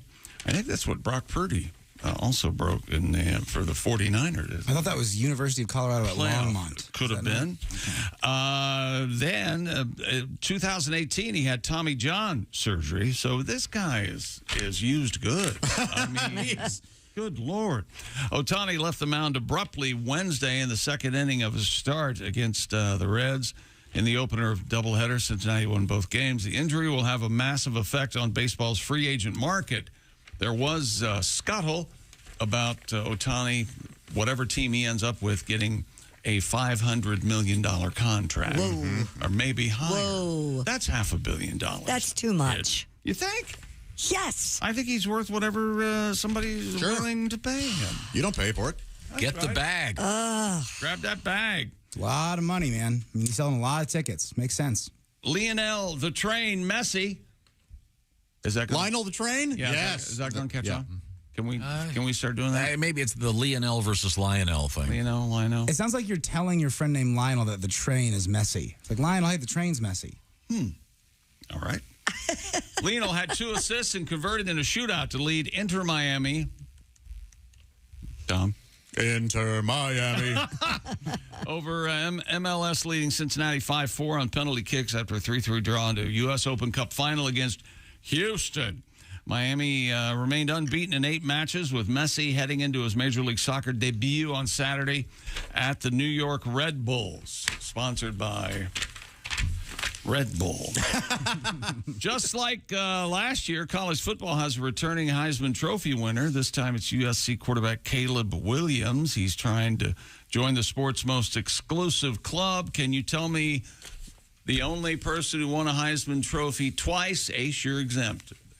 There is a running back who won the Heisman Trophy twice in 74 and 75. Orenthal James Simpson. No, sir. Bo Jackson? Archie Griffin. Oh. The Ohio State Buckeye. I believe it was Lorenthal James.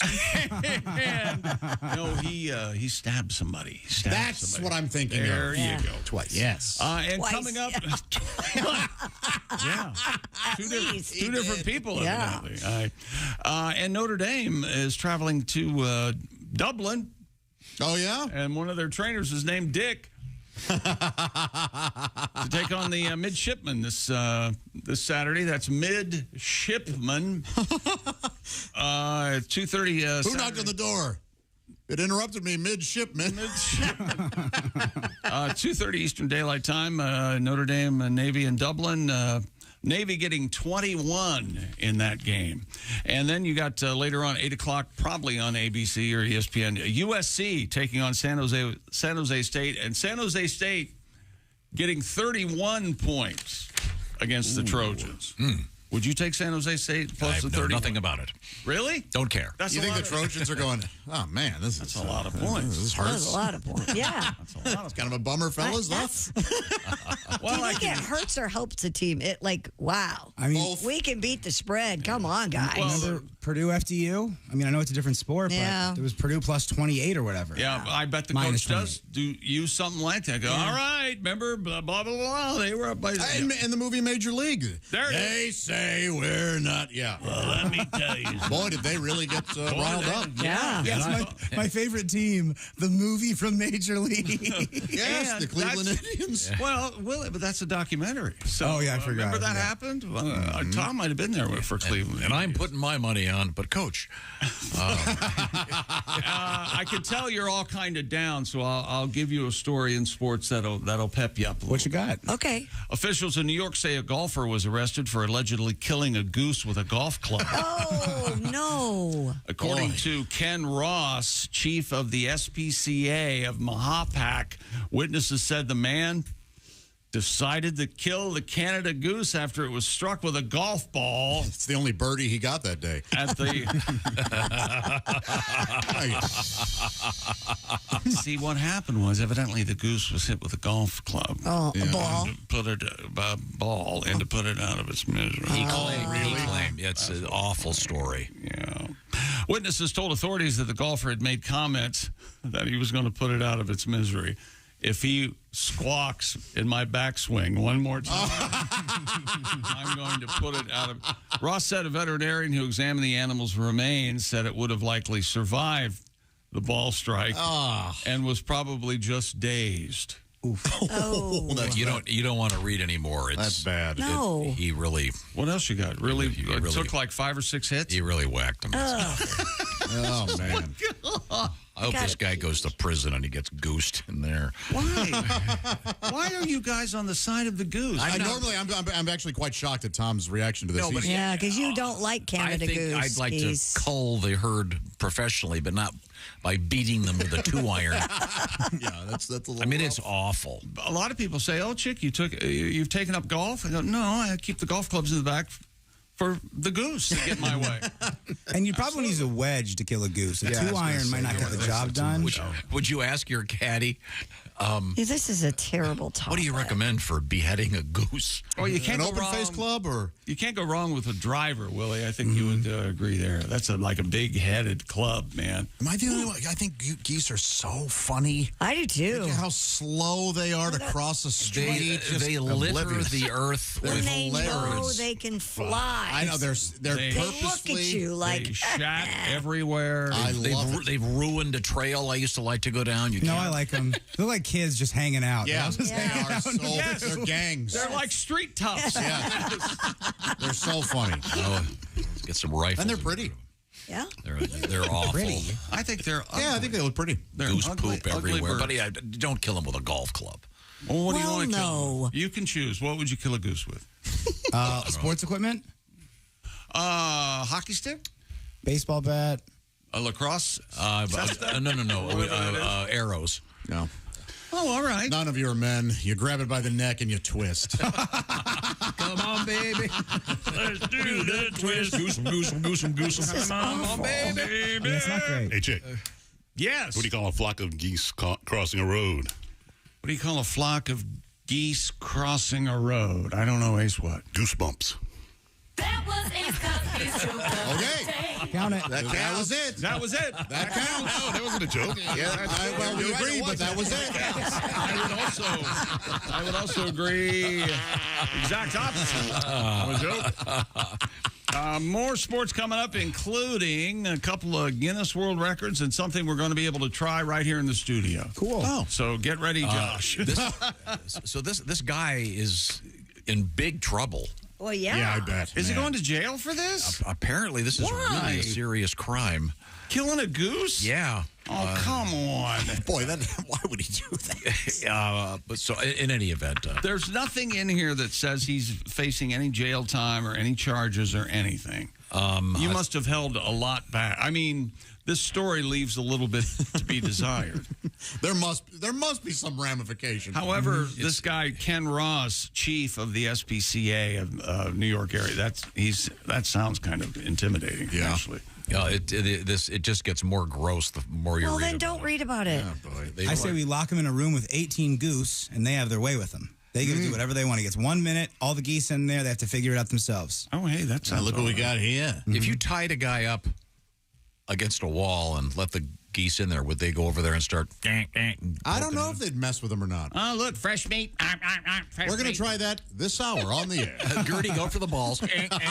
Because, like everywhere in the United States of America, we have 150 geese out in our parking lot. Yeah, okay. And Just by the hanging way, out. rumor has it the toilets are fixed. What? I'm not sure. I'll double check this. Okay. I saw the truck out there. Nothing like a big dump-a-rooney. Here All right. we go. Okay, thank you very Good, much. I gotta go. When we come back, we'll actually get some news in. This is the Bob and Tom Show. Thanks for listening to the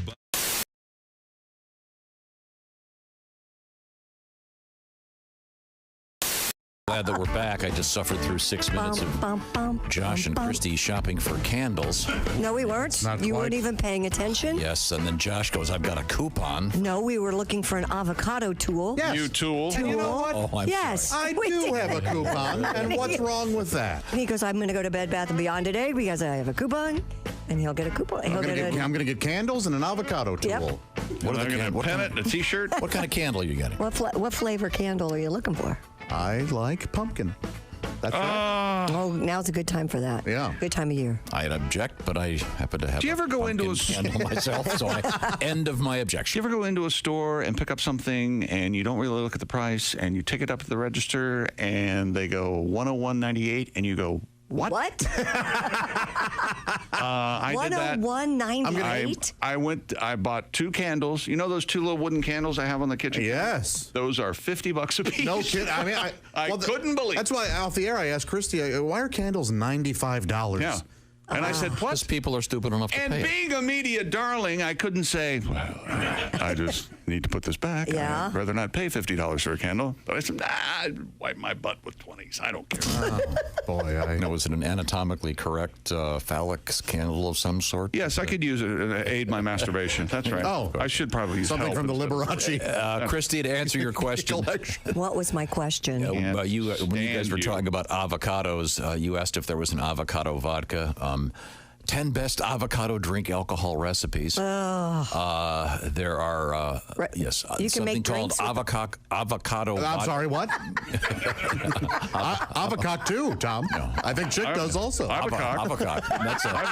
That's a Russian bluegrass band. No, the avocado.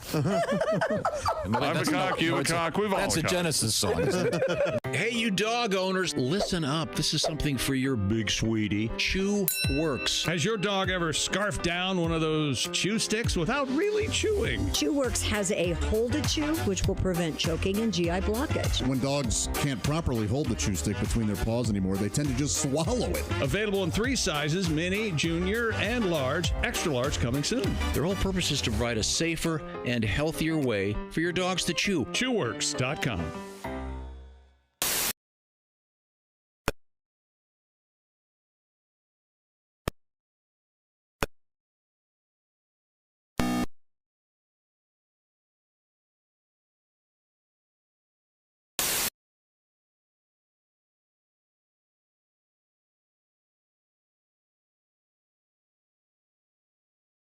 are suing Baldwin and other producers, saying they cut corners and ignored reports of multiple unscripted firearm discharges. Of course, in 2021, Baldwin had pointed a gun at a cinematographer when the gun went off, killing her. And singing competitions, dancing competitions, cooking competitions. You've seen it all, right?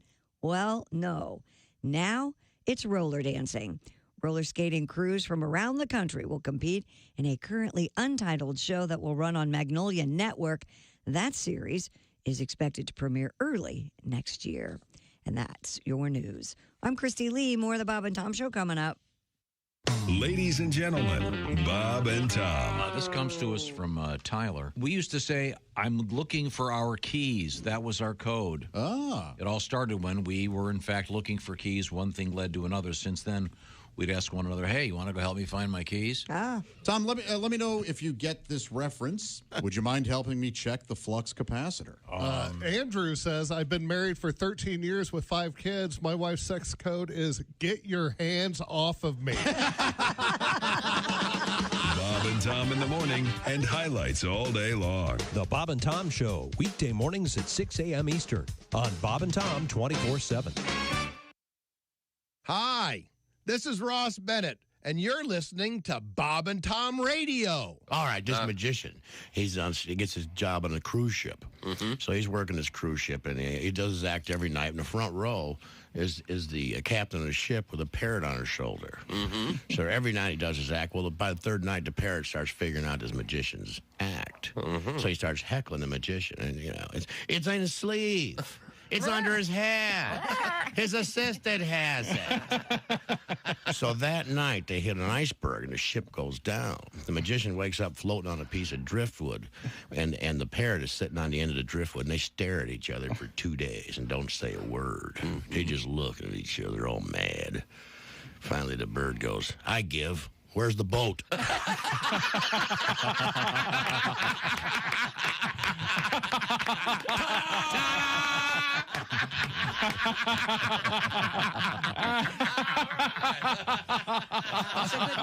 Oh, yeah. Bob and Tom 24/7. It's not on air. It's online. Bob and Tom, 24/7. Comedian Greg Warren, former state champion wrestler. You're the son of a wrestling coach. Now, I assume your dad was also your wrestling coach. Is that correct? Yes, he was. Yeah, people are always asking me, they're like, hey, that must have been tough. Your dad was a wrestling coach. He must have pushed you really hard. He did. But you think about it, he pushed me in athletics. That's sort of a normal thing to push your kid in, right? There's people out there who spend their whole lives trying to find Bigfoot. How'd you like to have that guy pushing you? Do you even want to find Bigfoot, son? Because you don't act like it. You don't have a tracking map. You don't have night goggles. You don't know how to make a plaster mold out of a footprint. What do you think he's going to just show up, son? Oh, wait, there's somebody at the door. It's Bigfoot, Greg. You found Bigfoot? That's not the way it works, pal. You better shape up, because right now I don't think you could find the neighbor's dog. First of all, our guest in the studio, comedian Evan Davis. You live in L.A., so you got to have a car. You got to have something big. I don't think that's right, man. Housewives driving expeditions. I don't think you should be able to. You should be allowed to drive something that big unless you're really going on an expedition. Like if you're picking up See's candy and a shower curtain, that's not an expedition. No, that's an errand. Yeah, you should have to take the Ford back in a second. I think they should have eye tests at the optometrist for drivers. Like instead of reading letters off a card, they should have you cover one eye. It's like, is that a roof rack or a cop car? This is Bob and Tom 24/7. Comedy, guests, Bob and Tom exclusives, and it's here on the internet. Hey, welcome back to the mess that we call the Bob and Tom Show. Kristi Lee at the news desk. Hi. There's Pat Godwin in the performance room. Hey, chick. There's Willie Griswold. What's up, man? Hey, there's Josh Arnold. Hi there. There's Ace Cosby. Another stellar Ace Cosby joke of the day. That wasn't a joke. The official Ace Cosby joke who am I to is argue? still coming. But I'm Chick McGee, and here's Tom. Well, thank you very much. Pardon me. Now, we had a problem here at the studios.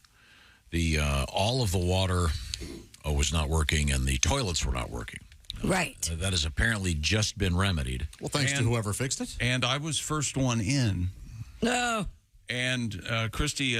and my bath was the same. Apparently, someone behind the scenes had fouled the toilets and since yesterday, they were unable to flush. Right. So there was quite a display in both bathrooms. Yeah. Some shrapnel. In both? Yeah. It really brings new meaning to the children's book, Everybody Poops. Yeah. So Jeff and Cookie took one for the team. Did you say they each went it? Oh. Crapnel? Is that what you're? I said shrapnel, but crapnel is good. That absolutely works. Oh, that was clever, man. Wow. When you say crap up the bowl, too, I like that. Yeah. Or muddy up the bowl. Pat, we have that in the news, actually. But before we get to that, Pat, it's my understanding that when we had no toilets, sounds like one of those reminiscent. Back in the old when she was good, when we had no toilets. You have a tribute? Yeah, I do. Here we go. The plumbing's broke here at the station. The sinks can't run any water. Oh, the urinals can't handle the urination. The toilets can't take a squatter. Oh, the crapper's on the fritz. Oh, the crapper's on the fritz. So guys, pee out back. Don't let the neighbors see your wiener. Yeah. And Kristi, if you need to pee or drop a deuce, go to Starbucks where at least the bathrooms are cleaner. Oh, the crapper's on the fritz. Don't go, don't forget. We call the company that rents portalettes. If you're pissing outside, don't flash your naughty bits. Crapper's on the fritz. Crapper's on the fritz. Crapper's on the fritz, so don't you dare flush. You can't pee in the sink, or your teeth you can't brush. Should have had the day off while someone's gonna quit. Crapper's on the fritz, so don't take shaving cream. Nice and clean. Crapper's on the fritz. Yes, and thanks to whoever fixed it, by the way. Yes, thank you. We got our water back. Everything is good. Cool. I'm going to go flush a sponge, make sure everything's working. Make sure it really takes care of it. And actually, this is just a weird coincidence. There is an odd story about plumbing and toilets. It just happened to be in the news this morning. Yeah, researchers have developed a possible way to eliminate skid marks in your toilet. That's impossible. The team from the Wows Hong University used 3D printing technology Everybody wows Hong to create what they call an abrasion-resistant super slippery flush toilet known as the ARST. A-R-S-F-T. Arsfart? Arsfart. Arst. A demonstration. And they do spell ass. Yeah, they do. A-R-S-E. Yeah. A demonstration of the non-stick toilet called used so-called dyed synthetic feces. Like Teflon. Yeah. Wait, slow down here. Okay. So they're testing the toilet. It's got everything here. Rather than using poop, they're using synthetic feces. Dyed synthetic feces, And yes. it's dyed so that the color. Yes. The fake. Who's got that job? Making fake. Hang on, I got a new job. I'm working at the synthetic feces factory. Have you noticed? Funny enough, the toilets were broken today. Have you noticed on the Charmin commercials they use some blue liquid? Yeah. Standing in for poo.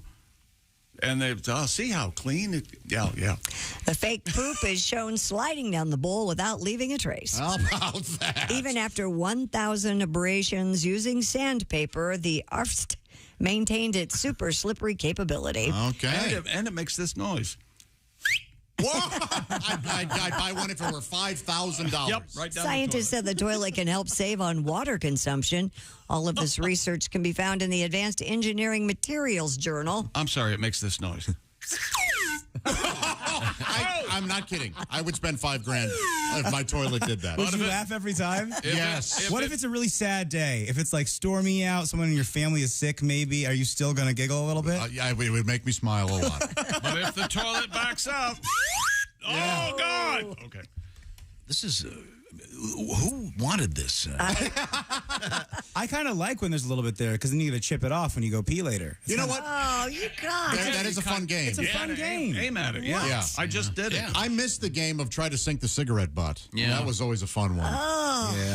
Yeah. Yeah, girls don't get to play these games. And then you have to wait a couple days for them to dry out before you could relight them. Of course. Waste not, want not. Weird joke. Take care of the butts. The cigarettes will take care of themselves. Hang on a second. This happened at the University of Hoang Hong. So this is obviously some... Yeah. This is just insane. Why would they care about Couldn't you see your fancier restaurants wanting these? Yeah. Somebody's enjoying a meal. They have to go to the bathroom. Oh, no. The bowl is skid marked up. Yeah, I don't think people have fun playing the poop chip game at Nobu. Yeah. No, they don't. Do you hate the black toilet? Have you ever gone to a restaurant that has all black fixtures? Because you can't see if it's clean or not. It's kind of creepy. Oh, wow. I had a house that had a couple of black toilets. Did you really? Yeah. Well, because I lived in many, many houses. But yeah, you couldn't. It was just a guessing game. Even if you got it clean, it was like, I guess it's clean. Yeah, I had one at my old house. Hated it. Yeah. I don't care for it. I don't either. Yeah, no, but this is weird. I mean, do you ever, Kristi, spray a little Pam in there before? No. You know what? Well, this alleviates the need for that, doesn't it? Yeah. You know what? I'd like to defend my insane friend. That sounds like that would absolutely work, and it'd save all the money on research. Now, do you have the, what's the stuff? Is it poopery? I do. Isn't that the in stuff? all of my bathrooms. And how does that work now? You spray it before you go, and it masks the scent, I guess. Before? Doesn't it put like a sealer on the water or something? It's got an oil. It's essential oil, usually. I have one of a poopery at my house, and let me tell you something. It does not work. Okay. Now, don't underestimate the power of a courtesy flush, even when you're alone. Exactly. Yeah. It's really a courtesy I spray flush before and after. A full movement for me is there's one flush. There's 3 acts and there's 3 flushes. I got you. Right? I got 3 you. acts. You sit down, initial plop, flush, and then there's a cleanup this is flush. enough. You don't leave the bathroom until it's clean. A third for just paper. 3 flushes every time. And run some water in the sink. Be a gentleman. Do you review it? Well, in the first act, It was a little long. The hero. Typical second act. It was like Lost. The third act really didn't pay off. It's a pedestrian review of Lost. It really is. The man just doesn't understand it. Brilliant. The city of this university this is amazing. It's Baosh, China. Oh, sure. Is that right? I made that up. Coming up, what have you got over there? More sports, including world records. Okay. Oh, and we have the audio right in your face. From one of those world records. That's we do? Really funny. And we still have to talk about baby racing. Is it legal? Okay, we'll find out coming up. This is the Bob and Tom Show. Become a Bob and Tom VIP and get your Bob and Tom fix 24.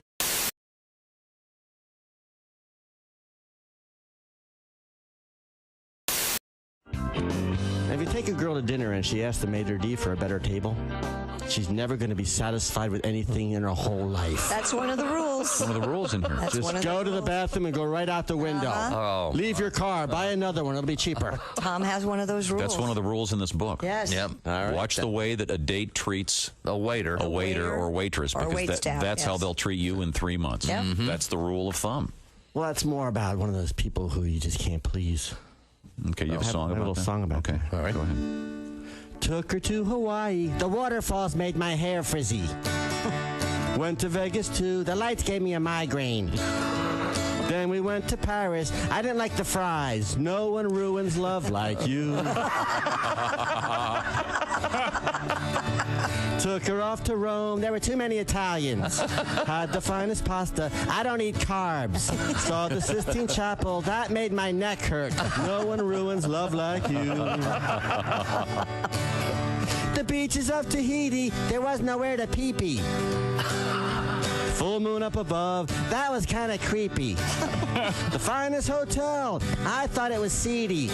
We made passionate love, I couldn't see the TV. The pyramids of Egypt, that made my skin dry. The Taj Mahal too, that was too drafty. The Leaning Tower of Pisa, I would sue the contractor. No one ruins love like you. Heard this stuff from you. I hit a guy in the jaw and as hard as I could twice in somewhere in New York, Albany, New York. I just played the Palace Theater, and we were going to go get something to eat. And it was a restaurant attached to the hotel, and my bus was across the street because I always stay on my bus. And this girl came over and started talking to us at our table, and I don't know her, you know, she had her sister does stand up in New York, and Vic Henley was the opening act, and he does stand up in New York, and he knows her.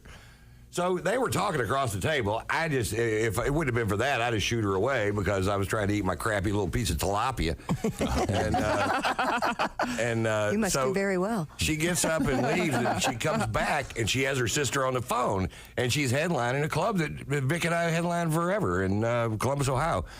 And so she hands the phone to Vic. She sits down next to me, and Vic can't hear, so he gets up and walks away. And then a guy comes over to her. So some guy came up to me and asked me, a young guy, for an autograph. I said, I'm trying to eat right now. And this guy comes over, pokes her in the shoulder, and says, get over here. And she gets up real nervous and walks over there. And I'm like, man, what is this? And I see the guy walking over towards me. And he goes, how come you took a picture with my girlfriend, didn't take a picture with my son? Both of them are connected to this guy. And I don't know. I don't know anything. But he was standing up, and I was sitting down.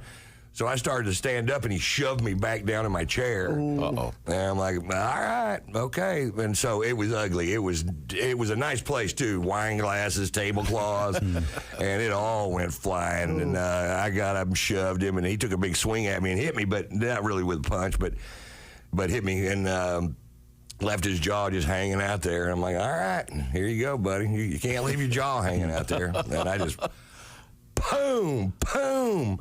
And and he called the cops and filed assault charges on me, or tried to, and the cops showed up, and I was like, oh, come on, man. The old Chevy Chase shoulder kick. So it's hard sometimes. You know. So now, you know, and that's why now I have to have police everywhere I go, because probably nothing will happen, but if it does, I can't hit people. Yeah. You know, I'm 61. I don't need to be getting in fights or anything. And Pat, who's not very big, but my guy Pat that drives a bus and manages my road stuff, he's a little guy in stature, but he's a 7th degree black belt, and so he actually got this guy in a sleeper hold from behind after I hit him, and then the guy started tapping him on the arm, and he goes, "This ain't the MMA. You're going to the floor."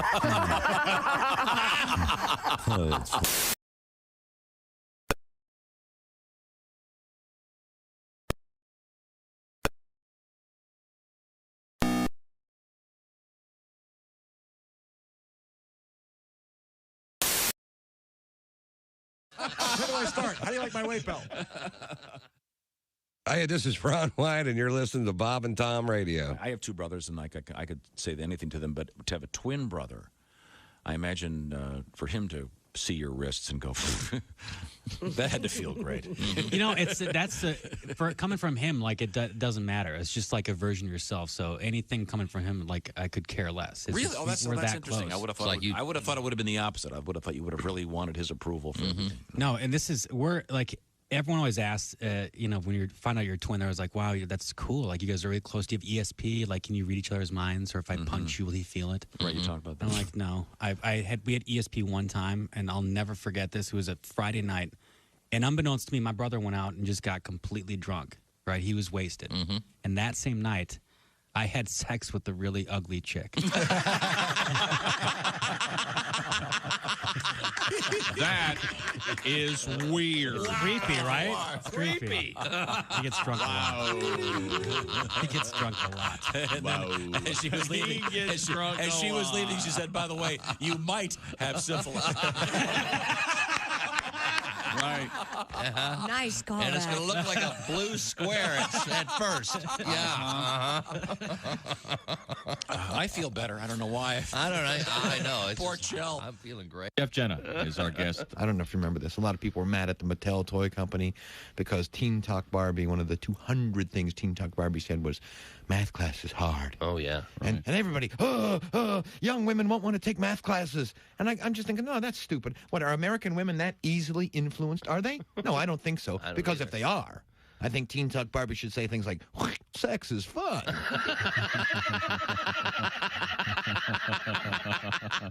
I work hard and give my husband my paycheck. Bob and Tom, 24/7. Comedy via your computer. Bob and Tom 24/7. This is .com. Welcome back to the Bob and Tom Show. Kristi Lee at the news desk. Hi. There's Pat Godwin. Hello. He's in the performance room. There's Willie Griswold. Good morning. Josh Arnold. Hi there. At the I Hate Steven Singer sidekick chair, there's Ace Cosby. Hey. I'm Chick McGee, and here's Tom Griswold, and we're finally at the point in the show where we get to talk about baby racing. All right. Is it legal? It should be. No, it shouldn't be. Baby racing? Yes. Let those kids make some money. Come on. There they are. Oh, look Little at babies, this. where is this taking place? On your mark, get set, crawl. That's right. Oh. This is the cutest thing. Elizabethtown, so cute. Elizabethtown Fair in Pennsylvania, Pat. Yeah. Earlier this week, 29 babies took part in what they called the cutest race ever. It is. Babies range from age of 6 months to 1 year old. Once the race started, Ooh, that's a winner. He's on a mission. Oh, God, he turned around. it looks Going like back. it looks like a little baby See, cow. he's fast, but he's a wild card. Once the That's race the thing. started, parents, the idea is, as you can see, would call for their babies across the finish line. They're using Jesus. Yeah, and they're bribing the kids? Yeah, they were One bribing mom the was kids. holding a remote. That is control. so funny because sometimes no matter what you get for your baby to play with, all they want to do is play with the remote. Yeah. This is the, Wait a minute, wasn't that wasn't a remote? That was an invisible fence thing. If the kid turns around, she's absent. Oh, my God. That's Allison She's Ruoff. very happy. And that's her daughter, Althea. They won the whole deal, and she won $200. Oh, how sweet. We got to be careful, though, because these parents, I mean, they need a competitive edge. Oh, Allison said... there's crying. Oh, yeah, they'll be crying. Allison said we made sure that Althea got a 3-hour nap, and she had a big bottle. So she was well rested and fed before the race. You know there's a saying, there's mostly crying in baby racing. Yeah. Yes. Yeah. They dropped 3 drops of testosterone onto her binky. And they can't even test for that. It's clear. They said the big deal was that the parents keeping eye contact with the babies. Once they lost eye contact, they were crying almost always. Object permanence. Object is like, oh my God, where did it go? Oh, there, my mommy. There's it. Yeah, the old object permanence, Tom. I might still not be aware of that. Clean up lane 2. Yeah, no, they were. Yeah. Am I the only one that saw that? Tom's sad baby face? You have to share that with the room. What? That was wonderful. Your sad baby face. Look. Oh, no. Oh, no. You all right? Little Tommy Griswold sad. Oh. Can I get you a latte? You going to be okay? You want your rattle? I'd like another latte. There we go. That's the Tom Griswold baby. You cheer him up with lattes. A couple from Australia has broken the Guinness World Record for the longest motorcycle jump with a passenger. Married stunt performers Mr. Jake Bennett and Ms. Mel Eckert landed the record title after flying 121 feet, 8 inches through the air. Scary. The record had gone unchallenged for 23 years, with Jason Rennie and Sean Phillips setting it on November 2000 with a jump of just 96 feet. This incredible attempt was watched by a crowd of their friends as well as some independent witnesses who cheered and screamed as they landed safely. See, I thought it was a sidecar. Oh, is she on the back holding him? Yeah, she's on the back. I mean, because it was a sidecar. I was picturing on the back. You guys weren't? Of course I was picturing on the back. I was Because picturing we're a not. sidecar. I mean, if it was a sidecar, We're not it'd be- crazy. That would be really can't dangerous. That would be jump cool. a Tom, motor- I was thinking that too. Because as I was thinking, as it's in the air, the sidecar starts weighing a little bit more. Yeah, yes. And all of a sudden... I don't think you can jump a motorcycle in a sidecar, can you? You can in Mario Kart, but I don't know about the physics in that. Man. Different. Oh. This is... Wouldn't you love it in those old-timey comedy movies where the motorcycle and sidecar would be going down the street and there'd be an obstacle and they would split and then come Back together? yes. Such a great. This would be a great scene in a James Bond or a Tom Cruise movie because she's right behind him holding on. Wow. 121 feet, Tom. They go flying. Yeah, you can check it out on the Guinness World Record site. It's very. Are they harnessed together or anything? Yeah, that's a good question. It's pure grit. It appears that she's just hanging on. I can't tell for sure. Well, wait a minute. That's just like 40 yards, though. That's not no big distance. What do you mean? 40 yards is almost half a football field. Well, I know, but as they say, landing is not an option. I mean, you've True. got, well, no, or not an option, I guess. Gravity is a harsh mistress. Thumbs up or thumbs down? The bumper sticker on the back of a motorcycle that says, "I recently lost 250 pounds." The bitch fell off. That kind of thing. That old Jim. I have a policy. I don't like that B word because I have used it in error one too many times. She fell off. She fell off. Yeah. That would be fine. Yeah. If you can read this, she fell off. That's okay. Yeah. The B word. Does it get an audible laugh from you? Oh, yeah. Especially if I see it by accident. It's a big deal. Yeah, by the way, I was at a recently at a state fair, and a woman walked by in her shirt. I can't even tell you. It said something to the effect in huge letters, "Don't ask me about my effing shirt," with the word spelled out. No. Yeah. It's the state fair. What'd you expect? Classy. They give those out for free on Tuesdays. You get there before noon. Yeah, classy. Yeah. Just, really? Is that necessary? Daddy, what does that shirt say? None of your business. Okay, I'm sorry. Go ask that lady about it. Yeah. And it's hostile. It is. It's real silly. Yeah, that's... No, it's not funny. It's just hostile. It's crass. Okay, I'm sorry.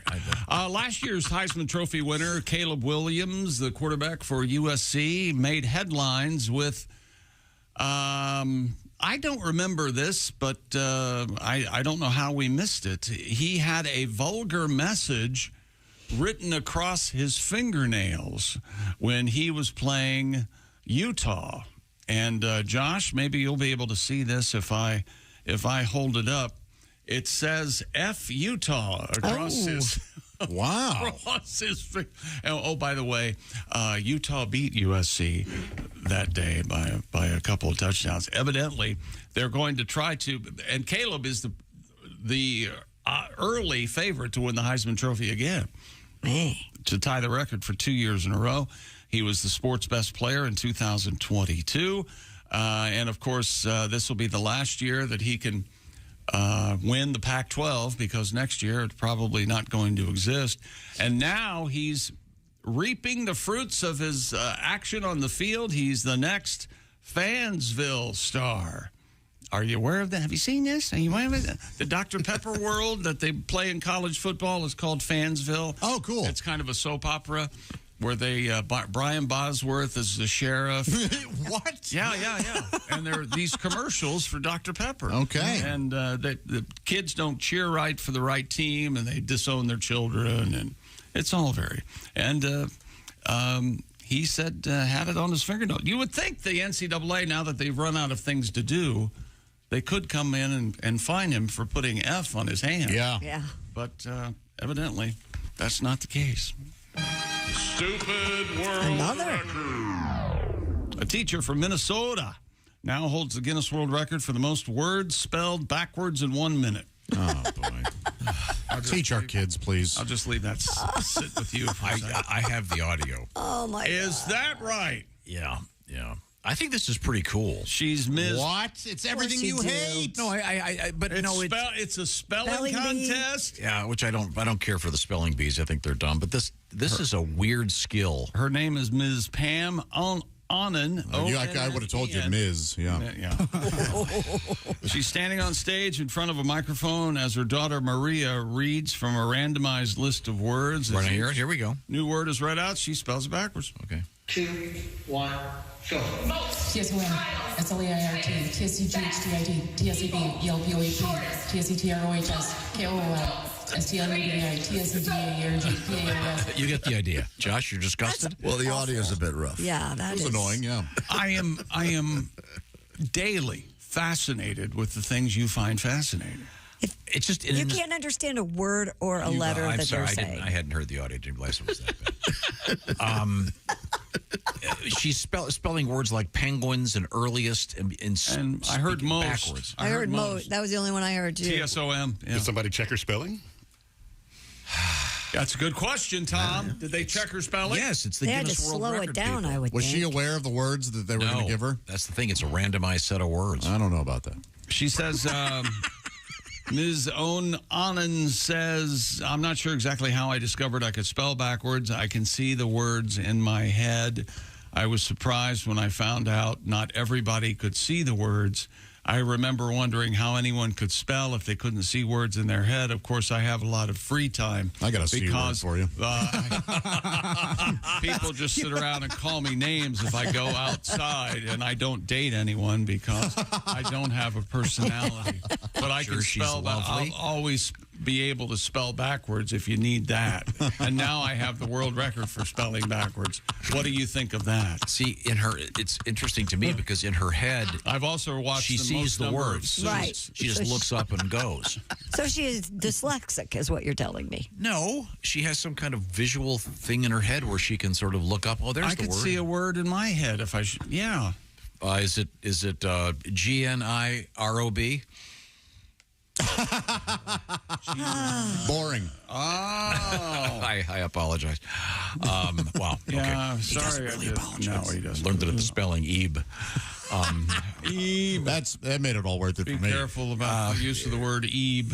It's spelling B backwards. Right now, I want to do the quiz again. Once again, Kristi Lee, your sleep number setting is what? 35. That's a nice soft mattress. Yes, it is, my friend, and I love it. And the opposing point of view comes from Chick McGee with a sleep number setting of... I like a firm mattress. It's 100 is the firmest setting, and the sleep number bed stays firm year after year after year. It's a smart bed, and Yes, it is. If you're smart, you'll take advantage of something going on with the Sleep Number people.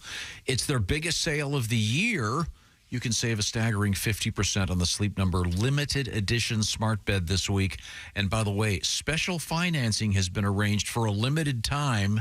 Find out the details at your Sleep Number store, sleepnumber.com/BT show. And again, they've figured this out. They've got it down. It's adjustable firmness, so it's like having 40 mattresses in one. And each side of the bed can have its own setting. Therefore, you could be 100 on this side and very firm, and over here, not so firm, but 35 like Kristi Lee. But the smart bed will help you figure out what the best setting is. Also, there's lots of different beds with various special things involving temperature control, raising and lowering your head, et cetera, et cetera. You got to see it. Find out what's going on. Go to the Sleep Number store, sleepnumber.com/BT show. Coming up, a birthday tribute to a friend of the show. We have giraffes in the news. We have a weird Krispy Kreme donut story coming up as well. This is the Bob and Tom Show. Hi, this is Rodney Carrington, and you are listening to Bob and Tom Radio.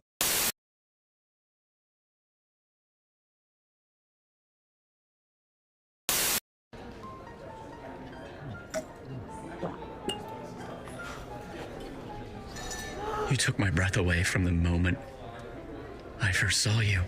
Will you marry me, Dolly? She said yes! She said yes! It's not a real person. It's not a real diamond. Real, natural, earthborn diamond. For your real love, from a real jeweler you can trust. Steven Singer Jewelers. This song just kind of popped out. This is from a father to a daughter perspective, so here we go.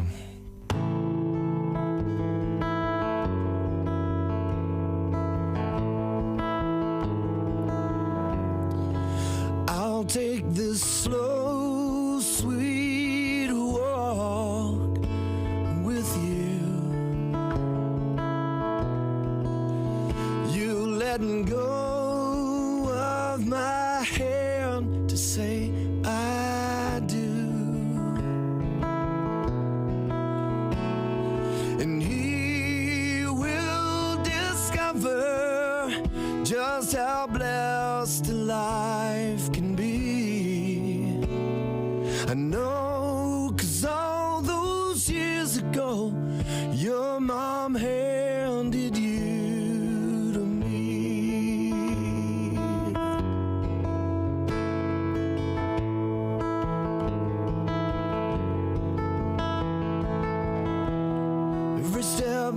only take brings back the memories. Winter snows and horse shows and dancing on the beach. And I can't help thinking that I'm the lucky one. You're still my baby daughter, and now I've gained a son. And I'll take this slow, sweet walk with you. You letting go of my hand to say I do. And he will discover just how blessed life can be. I know, 'cause all those years ago, your mom handed you to me. Very nice. Edwin McCain, that is great.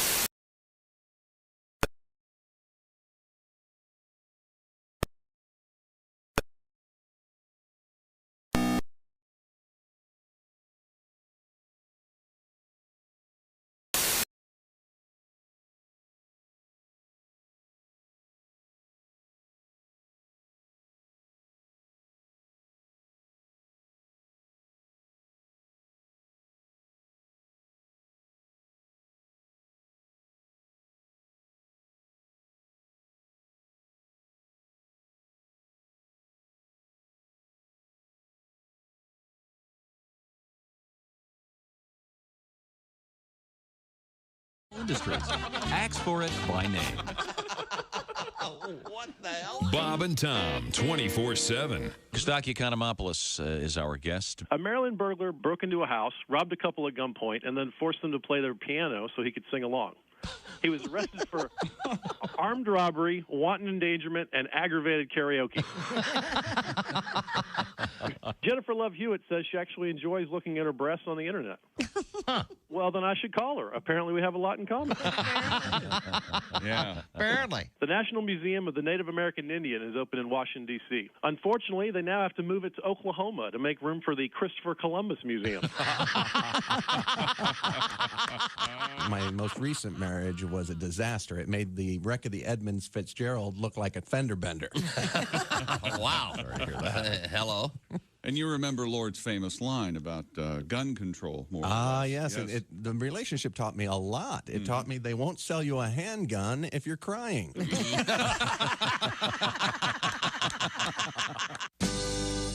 Oh, yeah. And the sign said anybody caught trespassing will be shot on sight. So I jumped over the fence and yelled at the house, "Hey, what gives?"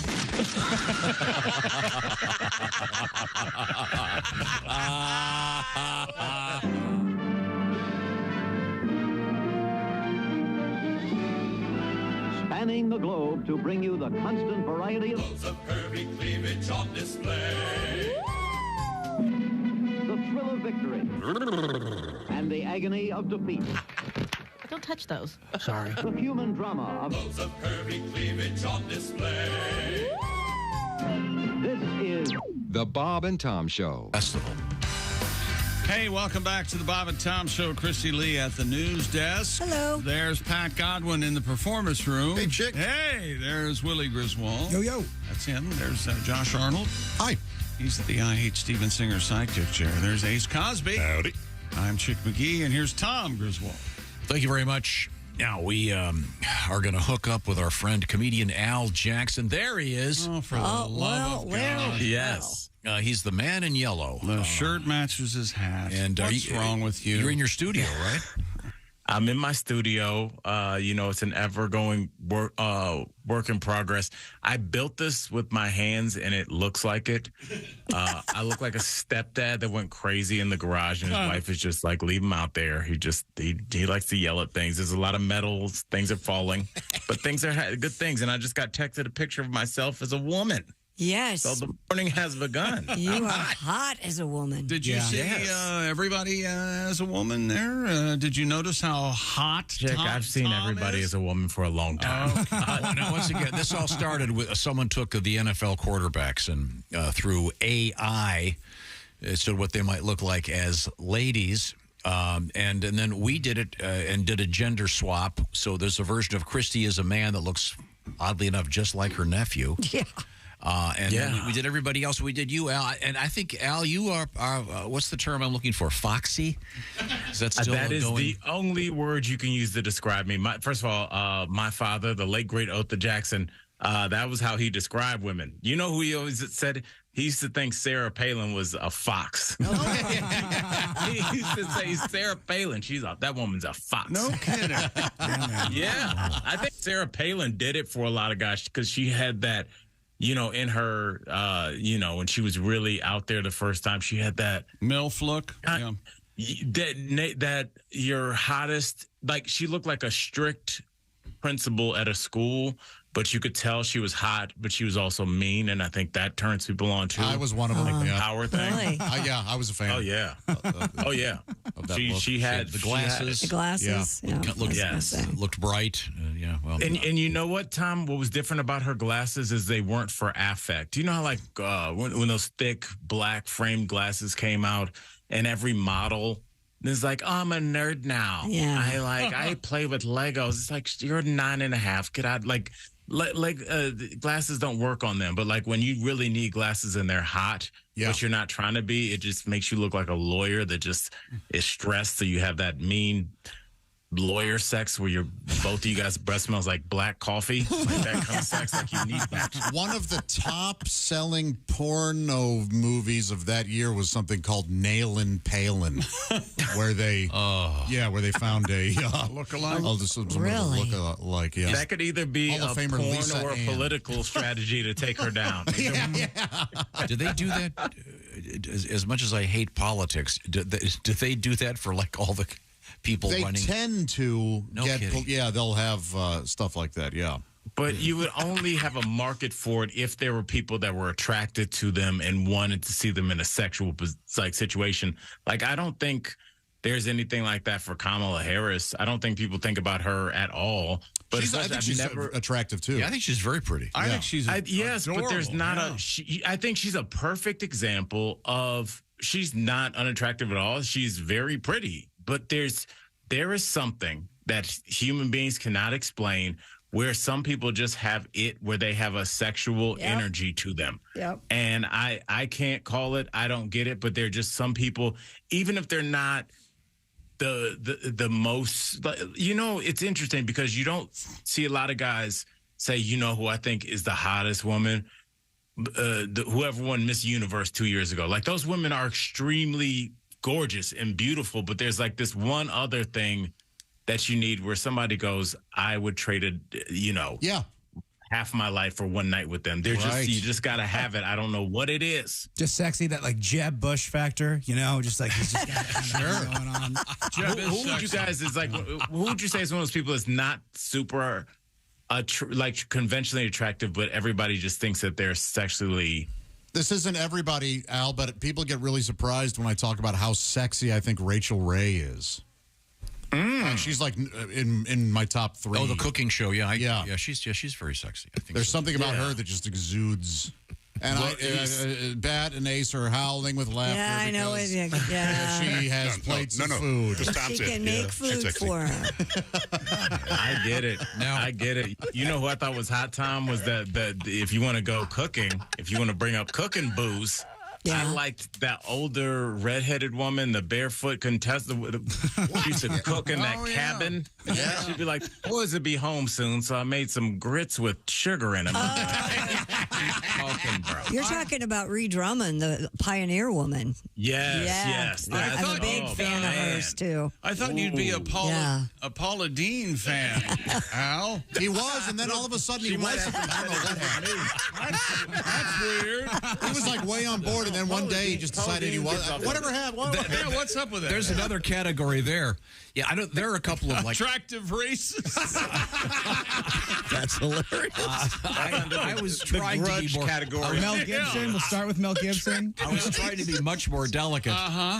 There's also a category in politics of like fringe lunatics that happen to be either very handsome or very attractive. It's just, you're right, Al. It's almost irrespective of their point of view. But this leads to another topic. We were talking about this, and I'll give the brief version, Al, for the setup. Your Paula Dean had some good points segment? I've never seen her points, and I doubt it. No, we were talking. We were talking about something different, which was Josh was telling the story about he was having a interpersonal encounter of the most intimate kind with one of his lady friends. Oh, my Lord. And they had placed a pizza in the oven, and then one thing led to another. And by the time they had cleaned up, they'd forgotten about the pizza. You clean up post-coitus, Josh. Well, don't you? Yes. Well, I mean, he makes it sound like you have to shower and there's do your hair. And a squeegee. We ended up burning the pizza, Alan. So from then on out, we would say, "Hey, do you want to burn a pizza tonight?" That became their code word. Yeah, their code phrase, I should say. So a lot of people have been sending us their particular code phrases. So Al, I'm just curious in the history of your interpersonal life. What am I talking about? Have you ever had a thing where if you're like at some banquet or something with your lady friend, and would you say something like "Let's go" as a code for getting off and getting off, if you will? Yeah, it's not as good as burn a pizza. First of all, Josh, it's good that the pizza was burned, because if you don't last that long, it's like it's still cold. Right. But I my phrase, and just straight up all the time, I'll be like, "Hey, your man's gonna get at you tonight, so be ready." That sounds more like a threat that the mafia would send you. But yeah, I say I'm gonna get at you. I don't know. I'm gonna get at you. I'm going to get at you. Ace, Ace, do you want to tell Al your phrase? Sure. Baby, it's time. It's time. All right. Kind of a takeoff on the Chambers Brothers. The time has come to time. It's time. Yeah. You know, honestly, Ace, I think you're missing your calling, because that could also, I could definitely see that being used in a sexual connotation. But you're a diehard Raiders fan. Shout out, get ready for the season. If the stadium just got quiet and just that phrase played, it's already got the baby from Al Davis. If it just said "baby, it's time," and then the fireworks went off, that could be your "let's get ready to rumble." I'm telling you, like, that would get me fired up for a football game. Like, right, sure. Let's go. All right, yeah, just win, baby. It's time. Chargers in town. Come on, let's go. A lot of these are, I like the ones that, like Josh's, where an event would take place, and after that, they would use that. Yeah. Here's a good example. This comes to us from DeSoto, Iowa. Yeah. At the beginning of COVID, I made a home office, writes Mr. L. One day, one of my monitor cords came loose, so my wife scrambled under the desk to plug it in. I scrambled in after. And for the last 3 years, we now ask each other if it's time to check the cords. Yes. So you could use that. You could be at an elegant dinner, Al, and say to your lady next to you, well, even everyone who's listening, I'm sorry, we have to go check the cords. I don't think so. No, you can't. I'm just like, how big is this desk? Yeah. He went in after her. I can barely fit my legs under her desk. And Tom, that DeSoto, that's a weird name for a city. Well, no, it's DeSoto. No, it's just sort of like DeLand. DeLand. Oh, DeLand. DeLand Why do they in call Florida. it DeLand? Because it's not too far from DC. Oh, thank you, Al. You okay? I like that. I know it was so. Sometimes it's so ridiculous that I still appreciate just ridiculous humor. I'm not this person. I just love that. Really weird ones get me. I love that one. It's so dumb. I love it. So, Al, your phrase once again is, "I'm getting at you tonight, baby." You're the man. It's more deliberate. It's the way, like, one of like the four tops would say it, like in between sets, like your man's gonna get at you tonight, so be ready. So be ready. It's gonna get at you. Be ready. And by the way, I still like your Al. I love your description of lawyer sex. That both of their breaths smell like black coffee. Yeah, That because is they're hilarious. both worked and stressed, and they both know. I mean, there is. Yeah, that You hot do need an ADA element of sexual tension, and you need an element of craziness, and no one wants to admit that. But there is something about people that are not totally wired that is hot, because it's a very animalistic exploration, and the less boundaries that are in place. Because, like, for me, if there's a bunch of talking, yes, I don't. It just like I don't want. I like to just get. I don't like the whole. Wait, hold on, put the fitted sheet back on. It came off the corner. I'm like, all right, I'm done. Like I just. My dude is out there. Like, it's got to be. I like when there's got to be something like we can't hold back. It's hot. Now, Al, we had an interesting survey this week, and I don't know if you talked about it on your TV show, The Daily Blast Live. Shout out. It involved the type of music that people like in the bedroom, and whether or not if they have the same taste in music. It was a very extensive survey, but one of the interesting things was the number of people who wore earbuds while in bed. I thought that was it 17%? 17% of those very high to me. Who are AirPod users. They've got to be under the age of 22. Gotta be. I will say this: if you have a partner like I do that needs it completely, that she's just a light sleeper, and sometimes I am not ready to go to bed yet, so I will put an AirPod in, but I wouldn't go to sleep with them. And I wouldn't have. Are people being intimate with AirPods? Yes. That would be like, I find that oh fascinating. my goodness, how boring are you? Yeah, that's so weird. The texter, does that feel good? Yeah. Well, no, you'd have your earbuds in, so you have to. Does that feel good? Because you don't know how loud you're But talking. see, Al, you could be listening to your favorite thing, and she could have on a murder mystery podcast. Yeah, with the voice of a man she really wishes to be with. It's. I mean, I think that's not too high of a request to ask for your full attention. No, it's not. That doesn't seem like too much. Yeah. I just like to listen to my motivational Malcolm Gladwell podcast. Tells me I'm doing a good job, and also gives me fun facts, keeps me informed. It's nice. Okay. And you keep track of how many times you've done it. 10,000 times. Exactly. You're getting close. Yeah. Exactly. This might be too much for your TV show, Al. I'm not sure they'd allow you to do this, but for example, another stat from this survey, 40% of hip-hop fans, and I know you're a hip-hop fan, their favorite, can you guess their favorite position in the world of intimacy? Doggy. Yeah. You got Didn't hesitate. Didn't even wait. You're right. Doggy. And here's Snoop Dogg literally had an album named after that. Yeah. Yeah. 90% of the songs are about that, aren't they? About a quarter of the people in the survey that were heavy metal fans, their favorite position was cowgirl. And of that percentage, another chunk was so-called reverse cowgirl. So I will say, though, Kanye West did teach us that he loves her boobies, so to speak, because they prove that he can focus on two things at once. It's one of the best rap lyrics of all time. Yeah. It's just an incredible lyric. Oh, yeah. I was talking about the genius of Kanye West and like how geniuses cannot stay around long, because there's got to be a balance to that genius, and that's going to be tragedy.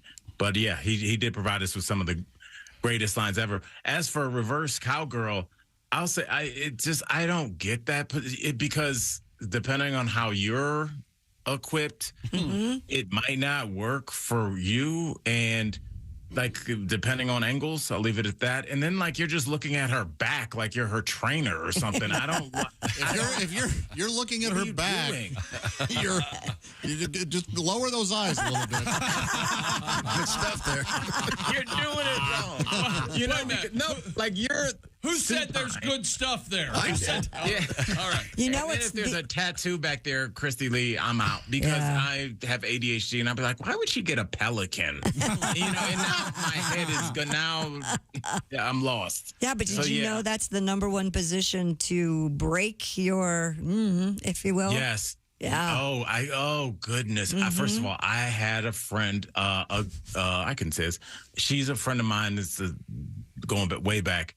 And it was one of those situations where we liked each other at different times. So we just ended up being friends our whole life. And she ended up getting with a guy. And she just casually told me over drinks, it was like 10 years ago, that she broke it and they had to go to the emergency room. And she was dealing with like incredible guilt. Like, it's gross, but then the fallout from like what she feels and then going, it's really like traumatic. And I didn't really know how that happened a lot. So did Allie Breen did she eventually get over the guilt? No, Allie's always been my sis. I hope she hasn't done, just because the guilt that would happen. See, men were so egotistical. We'd be like, yeah, I broke it, bro. You know what I'm saying? Does it bounce back? I don't think so. I mean, my best friend is a penile surgeon, and it's a lot of like membranes and what do you call it? It's like for sensory stuff. Like, it's very nerves. You can't just like put nerve endings. And don't ask to sign. Don't ask to that sign together. the cast. I think that signing the cast is just bad. When that happens, one side of it, they don't fill up with blood, so it looks like you got a left turn or whatever where you've broken it. And she can't say anything because you're just going to guilt trip her to death. Well, remember when this looked normal? Now it's the leaning tower. And that leads you to a new phrase. Hey, baby, it's time to check the boomerang. Al, we got to go. Watch Al Jackson, Daily Blast Live. Yes, on a sir. TV or computer near you. Thanks, Al. Always Bye, a great Al. pleasure. Hey, I love you guys. Love you See too. Al. Now, Kristi, give me the what's a coming up. This is exciting. Do you like to have guests in your home? We'll tell you about a new survey about having house guests. We will also talk about, the new Krispy Kreme lip treatment. Lip treatment? Yes. Where they stuff your lips full of donuts? Maybe. Custard? And to keep with our theme this morning, we do have a runaway porta potty coming up. All right. Thank you very much. Right now, I want to remind you that the summer's not over yet. But that means you want to spend as much time as you can doing stuff other than hanging around at the grocery store. That's where HelloFresh comes in. They do the grocery shopping. They do the measuring. They give you the recipes. You put it together sometimes in just 10 or 15 minutes with some of their new quick and easy options. I'm talking about HelloFresh. They've got a new code, by the way. It starts with the numeral 50. It's 50 BT Show. That's the code. So you go to HelloFresh.com/50BT Show and take advantage of this amazing offer. You can get America's #1 meal kit and get 50% off plus free shipping if you use that code 50BT Show. That's at HelloFresh.com/50BT Show. Willie, what have you been working on over there? Y'all check out the honey butter barbecue pork chops with mashed sweet potatoes and lemony green beans. HelloFresh sends you 8 ingredients. Put those together in 6 easy steps. In just over a half hour, you have this delicious dinner that you made at home with help from HelloFresh. They have done the shopping. They have done the measuring. You're going to get restaurant quality food. It's a great way to learn how to cook, great way to teach the kids how to cook, great for date night. Open that up over there, baby. We're going to have a great meal in just a few minutes. And by the way, it's cheaper than most delivery and even less expensive than grocery shopping, especially now with this offer where you save 50%. So once again, check it out. 50BT Show is the code. You go to HelloFresh.com/50BT Show. That's HelloFresh.com/50BT Show. As we said, coming up, we have a runaway porta potty and other exciting things happening, including giraffes in the news. Aw. This is the Bob and Tom Show. This is the Bob and Tom Show. Text us at 8.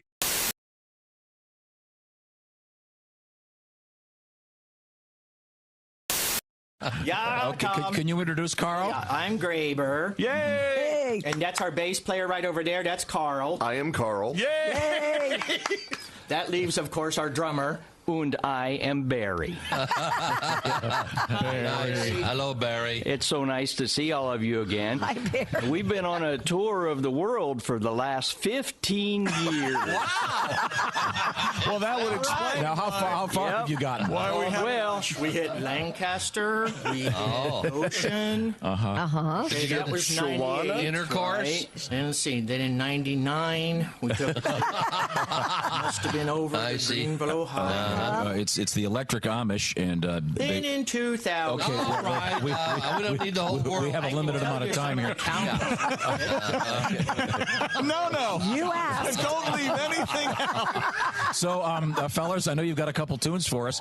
As a matter of fact, we've been hearing rumors. I don't know if you guys have heard about this. We heard rumors that your own Kristi Lee is dating an Amish fella. That's correct. That's correct. That is true. She spends weekends churning butter and putting up barns. Yep. Yeah, that's what we're hearing. We've heard a lot of people bragging about dating Kristi, but it turns out this one's actually true.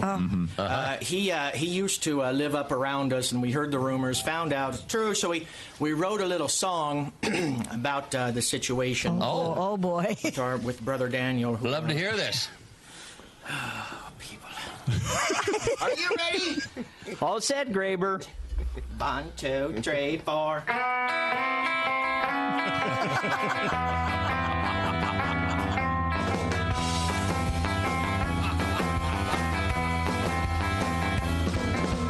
There's an Amish man who is in danger.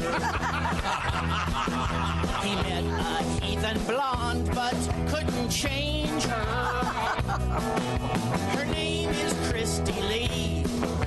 It's obvious to me. Odds are they won't be in church tomorrow. Secret Amish man. Secret Amish man. They gave you a phone number and took away your beers.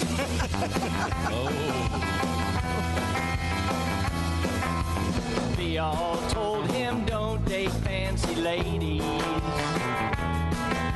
You're asking for a one-way trip to Hades. But she must have begged him, please. Probably got down on her knees. And odds are neither one of them were praying. Secret Amish man. Secret Amish man. He's plugging in his tool now and stopped doing things by hand.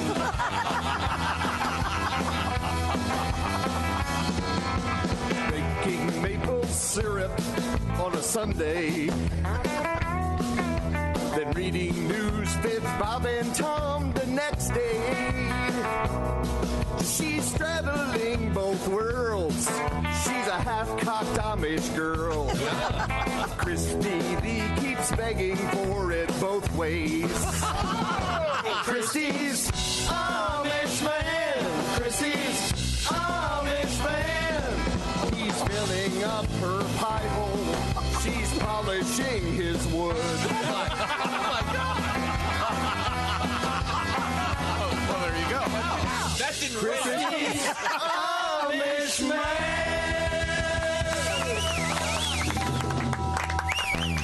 Wow. I think I'm flattered. Sure, you should. You know, that last phrase didn't rhyme. I don't know if you guys... that was really nice. Woo, hope he's listening. Well, he's probably polishing his wood. Probably building a barn. They're a lot better than I remember. The Electric Amish. Hey, you dog owners, listen up. This is something for your big sweetie. Chew Works. Has your dog ever scarfed down one of those chew sticks without really chewing? ChewWorks has a hold to chew, which will prevent choking and GI blockage. When dogs can't properly hold the chew stick between their paws anymore, they tend to just swallow it. Available in 3 sizes, mini, junior, and large. Extra large coming soon. Their whole purpose is to provide a safer and healthier way for your dogs to chew. Chewworks.com. One of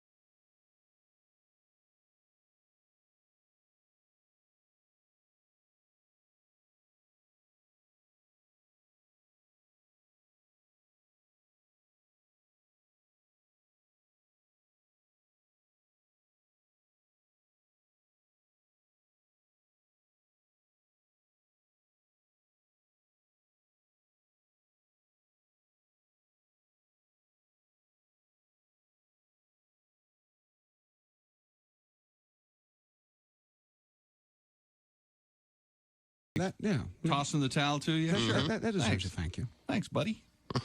Yeah, but you don't want to do a thing where you come out with a hand towel and you go, oh, wait a minute, you probably want this one, and then you throw the big wet towel. No, you don't. Implying What's something you were talking about earlier? Stadium beers Your worth of- money shot you were saying was It's like 24 ounces. So I don't know if this is with age, but I don't really have what you'd call a money shot. Mine just kind of quietly leaves the party. It's more of a will you take a check shot? Kind of just slip out the side door. Kind of moseys out. That's my favorite joke of the year. Just kind of quietly leaves the party. Okay. Wow. Yeah. Morning laughter just might be the best medicine. No matter how hard I try, can't keep my hands off my face. On Keystone. Welcome back to the Bob and Tom Show. At the news desk, it's Kristi Lee. Hello. There's Pat Godwin in the performance room. Hey, Chick McGee. There's Willie Griswold. Good morning. Josh Arnold is here. Chickster. There's Ace Cosby. Hey. I'm Chick McGee, and here's Tom Griswold. Going back a couple hours, we had a very interesting discussion about the joys of various fast food combinations. Yes. And also, it's been talked about for many years, the delight of getting a stray onion ring in your order of fries. I have been informed in the great state of Nebraska, which is the home of the Runza restaurant chain, R-U-N-Z-A. Yeah. Runza. They have amazing fries, according to this nice letter from Nancy. They also have amazing onion rings that are handmade in each restaurant. Several years ago, they began offering frings. It's a combo of fries and rings in one order. Wow. Hello. The letter concludes, God bless them. Yes. Yeah. I like a Runza. It sounds good. Now, have we finished our sports program? Yes, we have, actually. It's time to turn to the news desk then. Well, actually, before we do officially, we need to hear this at least once a week. Hey, baby. You want to come and take a ride with the Mississippi Mud Flat? That's, of course, the fabulous Gardner Minshew. I love Gardner Minshew. Second-string quarterback for the Indianapolis Colts. If you'd like to have Gardner as a house guest, we have a new survey out there. It talks about how people feel about having you over as a guest. 2,000 Americans, it was conducted on behalf of Avocado Green Mattress, found 72% have told a guest, make yourself at home.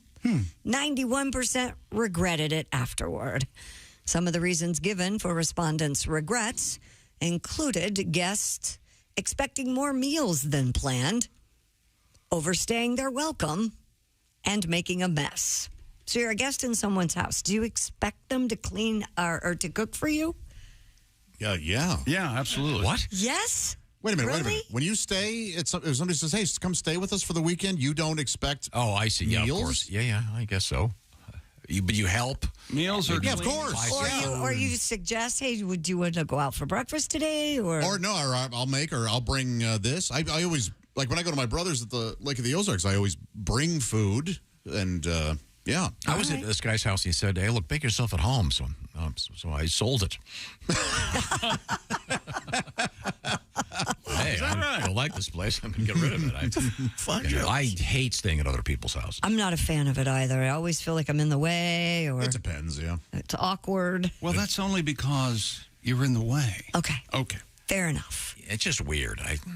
And don't have guests. If you're one of these people who's complaining about having guests. When stop. asked who makes the worst guests, respondents said friends at 42%, siblings at 39%, and in-laws at 37%. Stop hosting people then. Whiny bastards. Doesn't make any sense. Now, do you host, for example, Greg Warren, comedian, when he's in town? No, he's like you. He refuses to stay at people's places. He doesn't like it at all. That's but funny. yeah, I've hosted plenty of other friends. That's funny because he wanted to stay over at my place. Well, you know, maybe it's you. I wouldn't be insulted. I have people crash at my place a lot. The one thing that'll kind of get on my nerves, if I say, hey, I have a clean towel if you want to shower. That means take a shower right now before you get your dirty self everywhere. Oh, and then it does? Especially, I've had like a guy crash on my couch for the night, wake up in the morning, I'm like, hey, here's this clean towel, and he won't shower. I'm like, oh, I'm fine. I don't need to shower. Oh. If someone ever offers you a towel, go ahead, take a shower. Right. I think that's pretty good. Really? Rule. And the other one is, I'll be like, hey, this is the guest room. They're like, no, it's fine. I'm going to crash on the couch. I do not want you to crash on my couch. I want to lay around there later in the day. I don't need to think about your head on my pillow when I'm trying to chill later on. Yeah, so if you got a guest room, use it. That makes sense. Those are my rules. I would say if you have rules, don't have guests. You can't have any rules? I mean, those seem oddly strict to me. Here's a towel in case you want to take a shower, but you if they don't take a shower, you're pissed about it? Not pissed about it, but it's like, especially if you're going to sleep on the couch, I don't want you sleeping in your dirty outside clothes. You can't have guests. Are you kidding me? No. Dude, that's not too much to ask. Say, hey, please sleep in the guest bed, or please take a shower before you crash here. Now, let me, in defense of Willie, Josh, let me clarify. Well, you guys are both legitimate weirdos. No, so of course. Oh, you're a long line of weirdos. Allow me. I think this may change your opinion. Okay. Willie's guests are road comedians. Exactly. Yeah, I know. Yeah. They need showers usually. Which why it doesn't surprise me that some of them say no thank you to a shower. When they need a Silkwood shower. Well, sure. So do you have a lot of guests at Shea, Josh? No, not a lot, but a few times a year. Mm-hmm. If you're a guest at someone's home, do you make the bed when you leave? I do, and if they're going to wash the sheets, I strip the bed and I leave the sheets folded at the end of the bed. Oh, that's very nice. You're a great guest. I'm a very good guest. You could stay at my house anytime. Well, thank you. Wait a minute. So if you were staying at Kristi's house, yes, you'd get up in the morning, wash the sheets, fold them, and put them back? No, no, that's not all what he said. Strip the bed. I'm pretty sure that's what I heard Tom say. Oh, I'm sorry. I heard Tom say that's what you said. No, I'll ask them, like on the day that I'm leaving, hey, are you going to wash these sheets? And usually it's, yeah. Well, of course you are. So then I strip the bed and I keep the sheets nice. I at see. the end of the bed. Yeah, because I have that famous story about this friend of mine who was... I don't want to hear this story. It's disgusting. No. I'll tell you, Judge. This friend of mine... Sure, go ahead. He's a brilliant guy. He's a physician. Of course he is. You said friend of yours. We know. And a jet pilot. You have no, he's a doctor. We know. Kirk, if you're out there. Kirk. What a stupid name. It's not Kurt. It's Kirk. When he'd been out of college for a few years, and he was back at his mom's house. But still whip smart. And they had a guest over who'd been like this really cool guy in high school. He'd known him. And this guy whose name was Chris, as a matter of fact, he came over and stayed over for a few days. And then when he left, Kirk's mom went upstairs, and the bed was cleanly made and everything else, but he had defecated in the bed. And then... presumably on accident. Do you think he knew? Maybe he didn't know. I think he probably knew. I don't believe you, Tom. He knew, and he was so embarrassed, he thought, this is... I mean...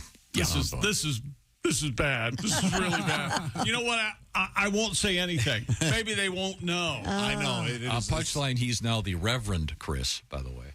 Is that true? Yes, absolutely. Reverends poop, too. Well, they sure do. If you're going to poop in the bed, I think in the Bible it says, tell the host. It's my experience that if you see someone who's super religious, they've done something to get to that point. Okay? You know what? You're not wrong. Killed a prostitute. Pat, we got a song coming out of you? Sure, whatever you want. In just a few minutes, we'll look Squeeze forward his to head. that. All right. This is the Bob and Tom Show. For a complete copy of the Bob and Tom Show contest rules, go to bobandtom.com/contest-rules. Or just scroll down to the bottom of the page and see contest rules.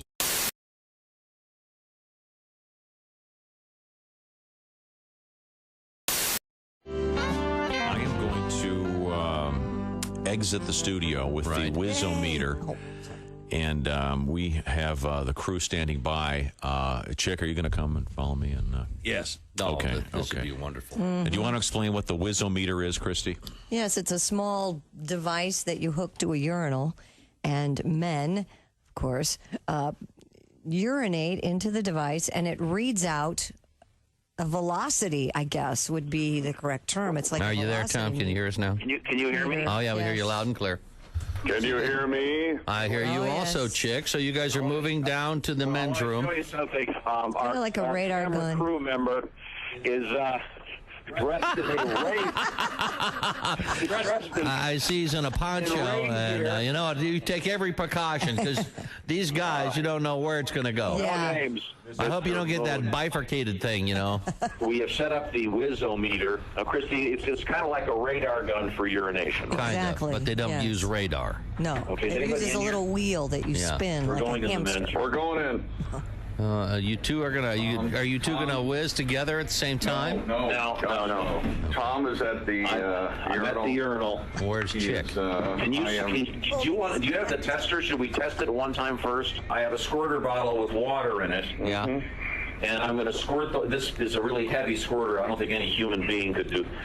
Okay, I'm squirting, and the Wizometer is reading 10, 14, 8. Looks like the total readout 14 was the high. You know, you really didn't even squeeze it. I was going to say. Coming out of a squirt bottle. Are you sure it's not on 24 spray? out of it. Oh my God! There's it got up to 80. You got to squeeze it, Tom. Yeah, that's what. Oh. 80? 80? I can't go up to 80. Well, I know you can't go up to 80, but you were like doing this like a little Nancy guy. Look at the little wheel go around. Okay, Flomax. We'll see how you do. Okay, I'm gonna. So the way it works is after you Chick did it again, and it's reading out 50. So it works like a radar gun. Right. Okay. Okay, I am going to. Are you gonna unzip and see what you got? He's reaching. Yeah. Now, we've not tried this with. No, I don't want to splash anybody here. Oh, well, let's hope not. I'm getting ready to go. Okay, I'm going. I'm ripping it here. This is the best I can do. Oh God, this is no good. What kind of speed? There are people taking pictures. What kind of speed you got going on? I'm afraid there may be some additional audio. You get a warm-up lap? There may be some additional audio. Yeah. Sorry. 26 was the high. I'm sorry, what? 26. 26? Oh my God! There's your prostate check. It looks like Chick when you did it. There's water all over the floor. Okay, come on in, prostate king. What? Okay. No, I'm not saying I'm going to do any better, but okay, now Chick's going to get up there. I have a shy bladder. Well, I'm not going to look. Oh, he's going to stand there for an hour trying to whiz because he has a shy bladder. Phone. He needs 2 hands to handle the monster. I can't. Did you find it yet? I don't know if I can. He's digging. Have you found it yet? I don't know if I can do this when everybody wants me. Okay, are you going yet? No. You haven't even started? No, I can't go. Hey, everybody turn your head. Okay, nobody look. Oh my God! Think about Niagara Falls. Think about wet things. Think about Niagara Falls. Think about water. Turn the faucet on. I have to turn the faucet. What? Jeez. Why? You don't want to stay? It works for my girls. Here we go. Oh, he's finally started. Okay, there we go. How's it going? What kind of? Well, I can't get the wheel to turn. Now, if there's any kind of gaseous emission, it voids the readout. 26, 54, 56. Oh. So, Okay. what'd you get? 56. What is the readout? 56. 56. Ooh, Chick. Very And impressive. Tom, you had 20. 24. What was mine? 20 something. 20. Wow. Maybe you should have your prostate checked. Are you still going? Yeah, I told you I had to go, man. The test is over. Maybe we can do a commercial break while the camel releases. Still going. Okay. Anybody else have to go? We've got the whole. Would you wait? I'm not done yet. I'm sorry. So the Wizometer. Let me see the readout. Oh. The key is to get the wheel to spin. Sometimes your aim is a lot key to it. You probably didn't hit the wheel. You have to aim? You have to aim. You can't arc it in there, Tom. I got a question for you. Yeah. Who's going to take this thing out of the urinal? Oh, well, I'm sure we can find an intern to do that for us. Do we have any interns? Yeah. Oh, okay. Yeah. Well, we're heading back in.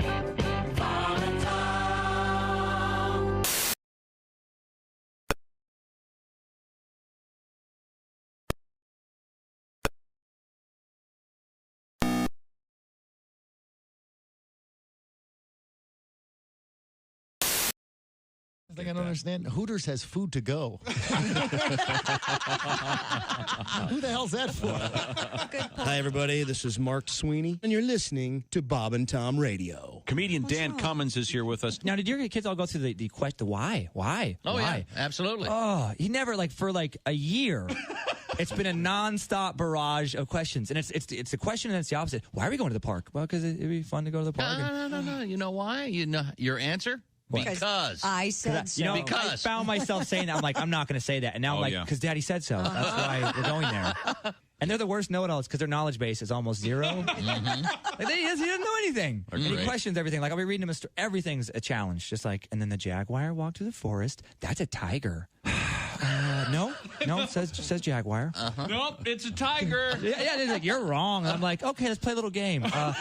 Raise your hand if you have a degree. Oh, this is embarrassing.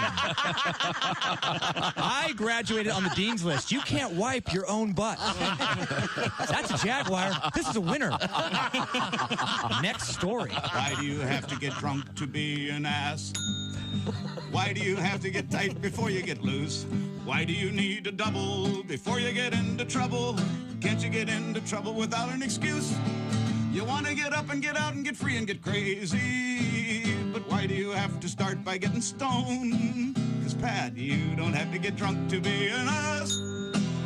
You can be an ass on your own. Hello. You're listening to Bob and Tom 24/7. What the hell's wrong with you? Welcome back to the Bob and Tom Show. At the sound of What the Hell's Wrong with You, we're back on the air. Yes, That's we are. Kristi Lee at the news desk. There's Pat Godwin. Hey, chick. There's Willie Griswold. Hey, man. Josh Arnold, the I Hate Steven Singer sidekick chair. I have an embarrassing confession after this. All right. All right, there's Ace Cosby. I'm Chick McGee, and here's Tom Griswold. On a serious note and a not serious note. First off, Bob doing great. Good. Bob is home, and Becky is taking care of him, and he's doing real well. And we'll be able to talk to him soon. So hang in there, Bob. He's doing great. So it's been a recovery. He had his operation about a month ago, and the cancer is gone. So that's great news. Anyway, on a silly note, we were talking about these code phrases for having intimate encounters. Thank you for going right to the chase there, Kristi. There is a phrase. I didn't say anything. I did. Oh. I said Kristi. Yeah. What'd she say? I missed it. Sex. Sex. It. Okay. Right in the who. I got a code. I got delivery in that who. Yeah, hey, dirty leg. Oh. Let me taste the salad. That's exactly how I picture you. Boy, Non sequiturs, not connected. You know absolutely nothing what you're talking about. I don't know how you had kids. Oh, I don't either. The phrase, and Steve took the time and trouble to remind me, is celebrating Bob's birthday. Sure. So, Kristi, you could be at an elegant dinner, which I don't know, you like elegant dinners. Oh, yeah. You're there with your man, and there's maybe 6 other people at the table, and all of a sudden he goes, "Oh, I'm sorry, we have to go. We've got to go celebrate Bob's birthday." And then you can get up and leave, and then knock one off in the car. There you go. But see, that's Perfect night. It's a nice neutral phrase. People don't know what you're doing, what you're talking about. As opposed to, some of the phrases that have been suggested. I always say to my wife, "Let's go bump uglies." Really? It's got to make her feel good. Well, have you really? They're not. You really seen those up close? All of our pudendum is. You think so? Unattractive. That's why you shut your eyes. Yeah, mine's pretty. What? Well, it's because you bedazzle it. Light rouge, a little wig on top. As opposed to Josh, who has Josh is famous for his grooming down there, is the topiary-like productions that you do. What is the current statuette in your pubes? The Ghostbusters logo. You stopped doing all that, right? I still manscape, regularly. Mm-hmm. Our friend Zach. Hang on a second. Let me interrupt, Kristi. I'm sorry. I apologize. That's all right. Have you ever encountered, not to suggest that you've encountered a lot of them, but in the... Ask the room. How about that? You can ask me. I'm upfront about all this. Have you ever encountered one that was groomed in such a way that you were startled? Yes. We talked about this off the air. Were you not in the room yesterday when we were talking about this? No. Yes, I did. Can you describe it without... It was... Green? No, it was groomed almost like wearing long shorts. Huh. You know what I mean? So, like from the waist down to almost the knees. Had been straightened? Oh, I see. Had been shaved. Just zero hair in that. Yes. It looked like he was wearing flesh boxers. Yes. Okay, yeah. Yes. I didn't take Andy for that kind of guy. Weird. Not Andy. Oh, my God. I'm going to hear about that. Thanks. This was a long, long time ago. Yeah. It's 3 months. Wow, that's interesting. Wasn't that interesting? I don't know. Maybe I never asked. Maybe he was into biking or something. Wore bike shorts a lot. I don't know. But okay. I like to do a comb over. Oh, really? Yeah, kind of. That's nice. Like Rudy Giuliani's head, you know, that kind of pathetic comb over that you're not fooling anybody. I'm sorry, we have. Harry's gone. You need to get rid of all that. Yeah. Being hairy is not good. It's very gauche, Tom. Yeah, it's very gauche. Well, you don't like your women that way. Why would you expect them to like you that way? I'll have to tell Mo Howard that it's time to go curly, to put it into a Three Stooges analogy, which we can all relate to. Yes. Would you care to see the numbers on how many people know, the percentage of people who know who Mo Howard is?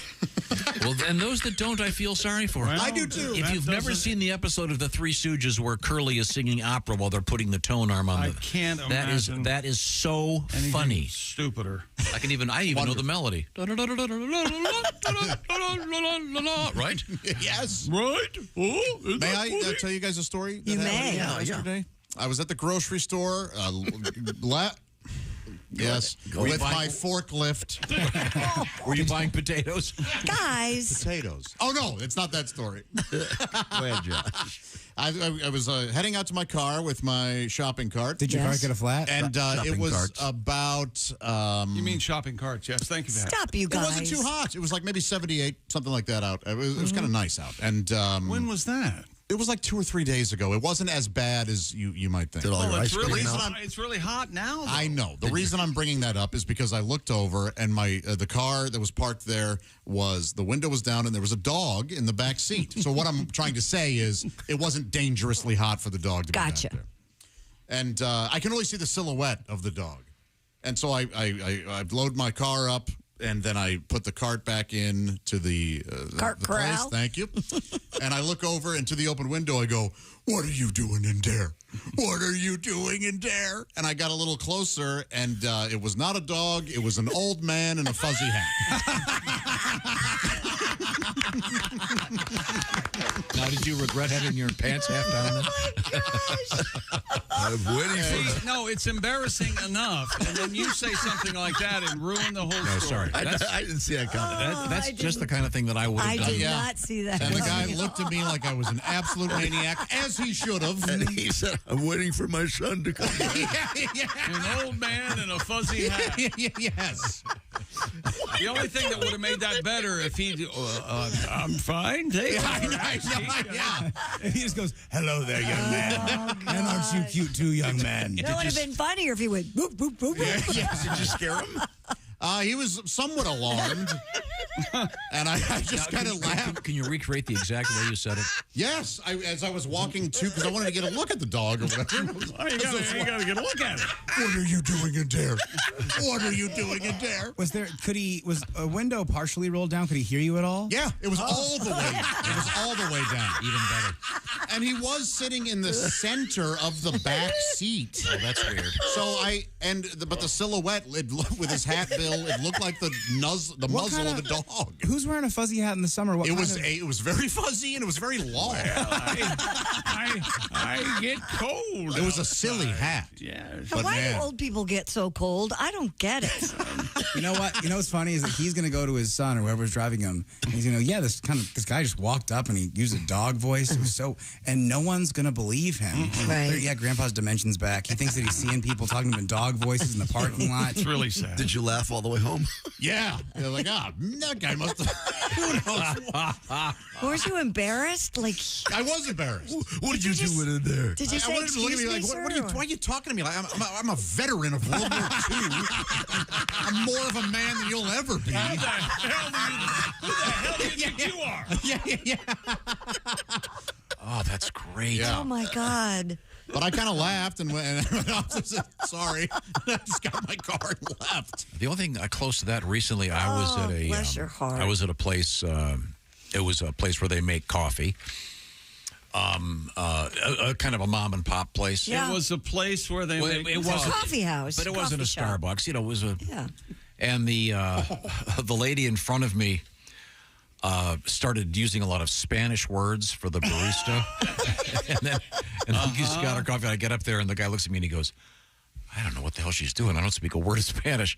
She was just assuming that this young man was of Mexican heritage. Wow. He took it well. It was like, what the hell just happened here? That story is unbelievable in the fact that I just can't believe that it was you who wasn't the person trying to speak Spanish to this person. Hola. El Coffeo. Hot. Por favor. Dunkashane, senor. By the way, are you aware of the fabulous Rita Moreno? She's wonderful. Gracias and del nada. It was really funny that this kid was like, what the hell does this lady think? In any event, was it a white lady? Was it a white lady? Oh, yeah. Why wouldn't you go, excuse me, ma'am, I don't speak Spanish? I don't know. He was just trying to be nice. All right. He's a sweet kid. All right. Yeah. I gave him an extra tip for not going, lady. We have a really cool request here, Pat. What is that? I'm going to tell you in secret. All right. Which song of it is Pat's? Oh, we have to wait till we come back? Yeah, when we come back. Kristi, what have you got coming up?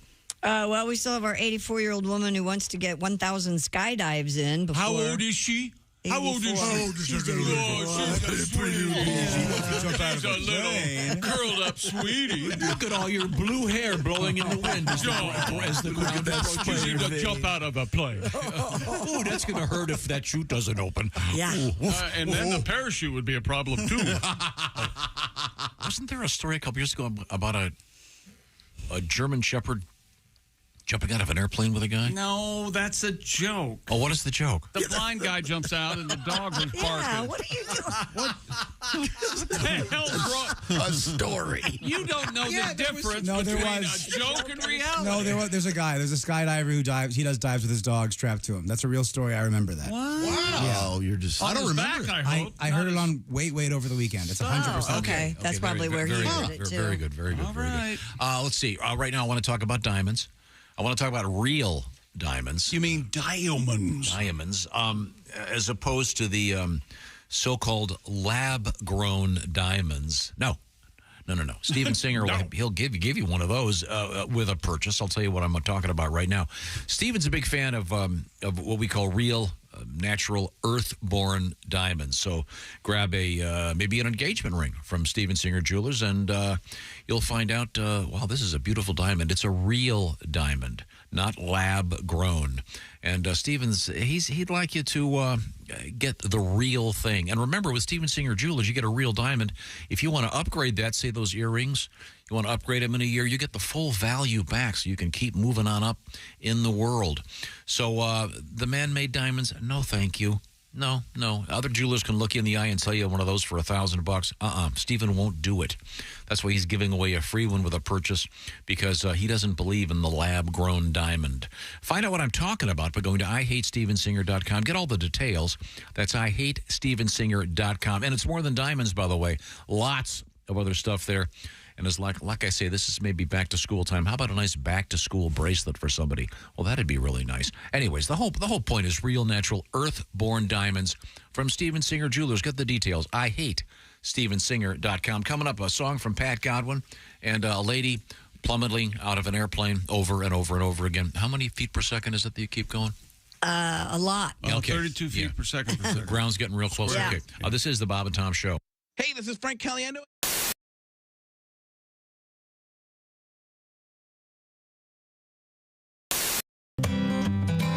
You might hear bits of conversation as you pass through public places. Some loud talker on a cell phone or a tiff at the next table. Most washed by and not remembered. But one evening last December, I passed two women talking by the front door of my hotel. I stopped and thanked them by the curb the moment that I heard their words, and said it was the finest line of eavesdrop I'd ever overheard. Their words stuck inside my head, so I wrote down the words they said. And with a hotel pen, I wrote then they had to taser her again. 'Cause then they had to taser her. First time wasn't phasing her. Whatever she did it twice. Who was this gal? Why weren't she nice? They zapped her once. She improvised a twitchy breakdance jazzercise. Didn't get the hint, 'cause then they had to taser her again.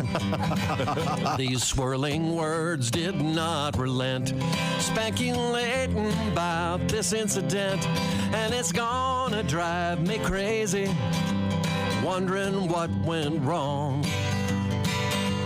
Were there warrants unresolved? How much alcohol was involved? And did her stepson remember to return to the trailer the next day to feed her snake? 'Cause then they had to taser her. First time wasn't phasing her. Whatever she did it twice. Who was this gal? Why weren't she nice? Her hair, it spiked. She spilled her bong. They upped the volts. She soiled her thong. Didn't get the hint, 'cause then they had to taser her again. No, she didn't catch the drift, 'cause then they had to taser her again. Haywood Banks. Somebody go back and feed the snake. That's a bad day. Boy, soiling a thong is a bad day. Ooh, not a lot of room. Well, you know what? Not a lot of room to catch anything. Right? Yeah. This song isn't hard to do. Yeah.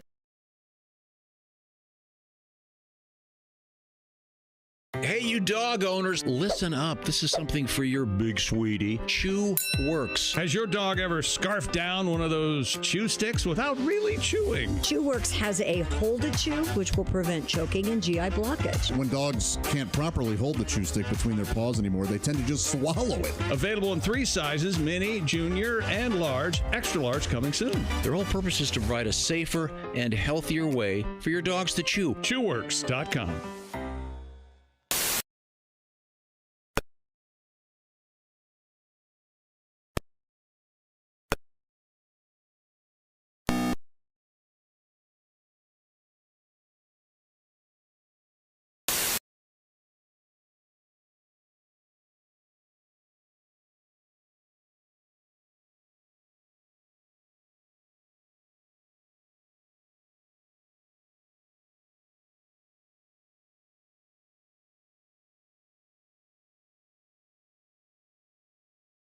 Going out of business sale. Everything must be Fergler's Hardware Store. If Fergler's doesn't have it, you don't Fergin need it. Hi, I'm Ernie Fergler. He's Ernie Fergler. If you don't come buy some stuff today, he'll kick your ass. Be there. Essential Morning Radio. All day and all night. You might as well shoot me when the beer runs out. Bob and Tom Radio. Radio. There was this bass player. And he was sitting in a bar just getting really, really drunk. He was mad at the world. Yeah. He had been fired from his latest job. Mad at everyone. Just angry, drinking. So he leaves the bar. He's very, very drunk. He's walking down the street. And across the street is a nun walking the other direction. Mm-hmm. Well, bass player runs across the street, knocks her down, and just starts kicking her and hitting her and going crazy. A drunk bass player. A drunk bass player. And he looks down and says, "You're not so tough now, are you, Batman?"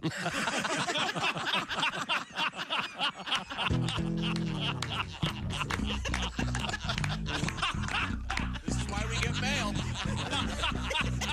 That's it for our show. Based on hunting is huge in Michigan, and I don't want to upset any hunters because generally they're very well armed. But I am not a hunter. I don't get the deer hunting thing. I don't understand it. Mainly for this reason. I think it's unfair. The deer hunting season coincides with the deer mating season. Everyone know that? The deer just trying to hook up. Yeah. You know, that's not fair. I mean, picture yourself. You're at a bar. It's late at night. Last call. You're sitting there. Somebody sneaks up behind you dressed as a chair. Right. Shoot you in the head. That's not fair. It's not fair at all. Hi, this is Dr. Will Miller, and you are listening to... Welcome back to the Bob and Tom Show. Wait a second. We had a near... Runaway chair. Krista Lee. Krista Lee, that's right. This is what it sounded like Krista Lee. Elvis was our announcer. Krista Lee is a I was news called Cindy Lee yesterday. There's Pat Godwin. Who called you Cindy Lee? Somebody in an email. Obviously, they were a big fan. Thanks for listening. They took the time and trouble. There's Willie Griswold. I do. It's like an adverb, though. She read the news crystally. It's nice. Oh, very nice. Thank you. There's Josh Arnold. Hi there. The I Hate Steven Singer sidekick chair. There's Ace Cosby. I'm glad you're okay. Thank you. I'm Chick McGee, and here's Tom Griswold. Well, thank you very much. I have a letter. Chick, if you would have fallen, would we still be laughing at this point in the break? I was nervous. What happened is Chick just came in, kind of rushed into his chair, and it looked like he may fall backwards. It looked like the chair was going to move and he was going to fall. I was nervous. Yeah. Right. And you might break your cocks. I've fallen like 5 or 6 times in the past 5 years, and I might break my coccyx. Yes. But I tend to fall in slow motion now. Have you seen this? Oh, nice. Really? Yeah. Does that break your fall? Or? Slow. No, it doesn't make anything hurt less, but it just seems like I'm falling a lot slower. And I think in my brain I can catch myself, but that's where most injuries occur. Yeah, I'm trying to catch yourself. Well, I've got a nice letter here. Okay. From the Commonwealth of Kentucky. PW has taken the time and trouble to write. I work the night shift here in Lexington, Kentucky. Driving home, That's horse country. I will sometimes grab a coffee from Starbucks. This morning, the Starbucks I went to, pumpkin spice latte. Oh, yeah, I saw that this morning. Already? They're back. Well, it's back to school season, right? That's right. Yeah, that's true. Because that's supposed to be kind of their fall drink. And check local listings. What do they call it? The heat mattress? What's it called? The heat something? Index? Heat index? No, the heat bubble, the heat... a dome of heat hot... dome. There we go. Heat dome, not heat mattress. Right now, kids are getting back to college and sororities are doing rushes. This is like their fuel. They need this. It's like cocaine for music producers in the 80s. This is what they need to get everybody involved. Real. Pumpkin spice. Right. Well, and the request continues from our hospital worker in the great Commonwealth of Kentucky. A song from Pat Godwin. Pat, any chance you can do this one? Well, I may be rusty. Well, it's August 24th. I have to pull back the curtain a little bit here. Okay. Yeah. In the green room just now, epic argument between Tom and Pat. I didn't know what it was about per se. Was it one of their arguments where they're both angry, or one is angry and one's confused? Because those I was angry. He was disappointed. Yeah, that's pretty much it. That's correct. Tom said, you know who also said that she wasn't mad, she was disappointed? My mother. She said that quite often, Tom. Don't do that. I am surprised this song is being I played. whispered into Pat's ear because I didn't want Josh to hear what it was going to be. Hey, we have a request, and then he whispered it, and Pat goes, I can't do it. I can't do it. It's the wrong time of year. I don't have it rehearsed. It's too long ago. And I thought Tom gave in. It's that when I left the room in my head, I was like, oh, that song's not going to happen. But Tom giving in is Pat's going to do the song.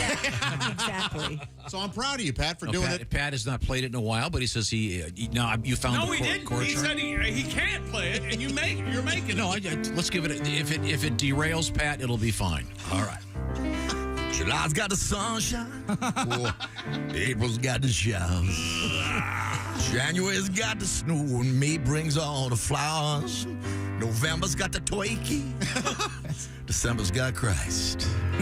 But October's got the pumpkin spice. Yeah. It's August. August 24th, August 24th. Pumpkin spice. All right now. Pumpkin spice. Oh, a little in my latte would sure be nice. But keep it out of my shampoo. Can I give you some advice? Go easy on the pumpkin spice. You know, Tommy, I like it in a candle. I don't mind it in my tea. Oh, I love it in hooch. even though it's bad for me.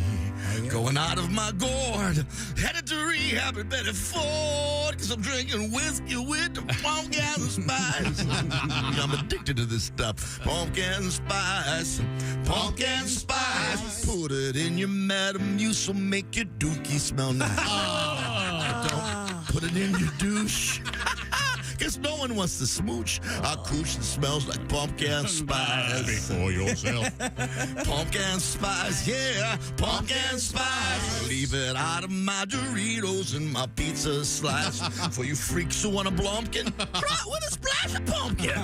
All get sleazy with the pumpkin spice. Oh, the caves they got spelunkin', and donuts got the Dunkin'. James Brown, he put the funk in. And October. And August 24th, got the pumpkin spice. I got through it and remembered the chorus. Yeah, nice. That was great. Very nice.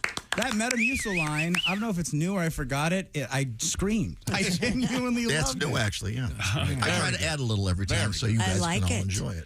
And thank you, Palmer, for that fine request. See, I think the reason he wrote it was, can you believe they've already got it? Of course. Because, I mean, this is true of contemporary culture. There are already places that have the Christmas stuff out. Mm-hmm.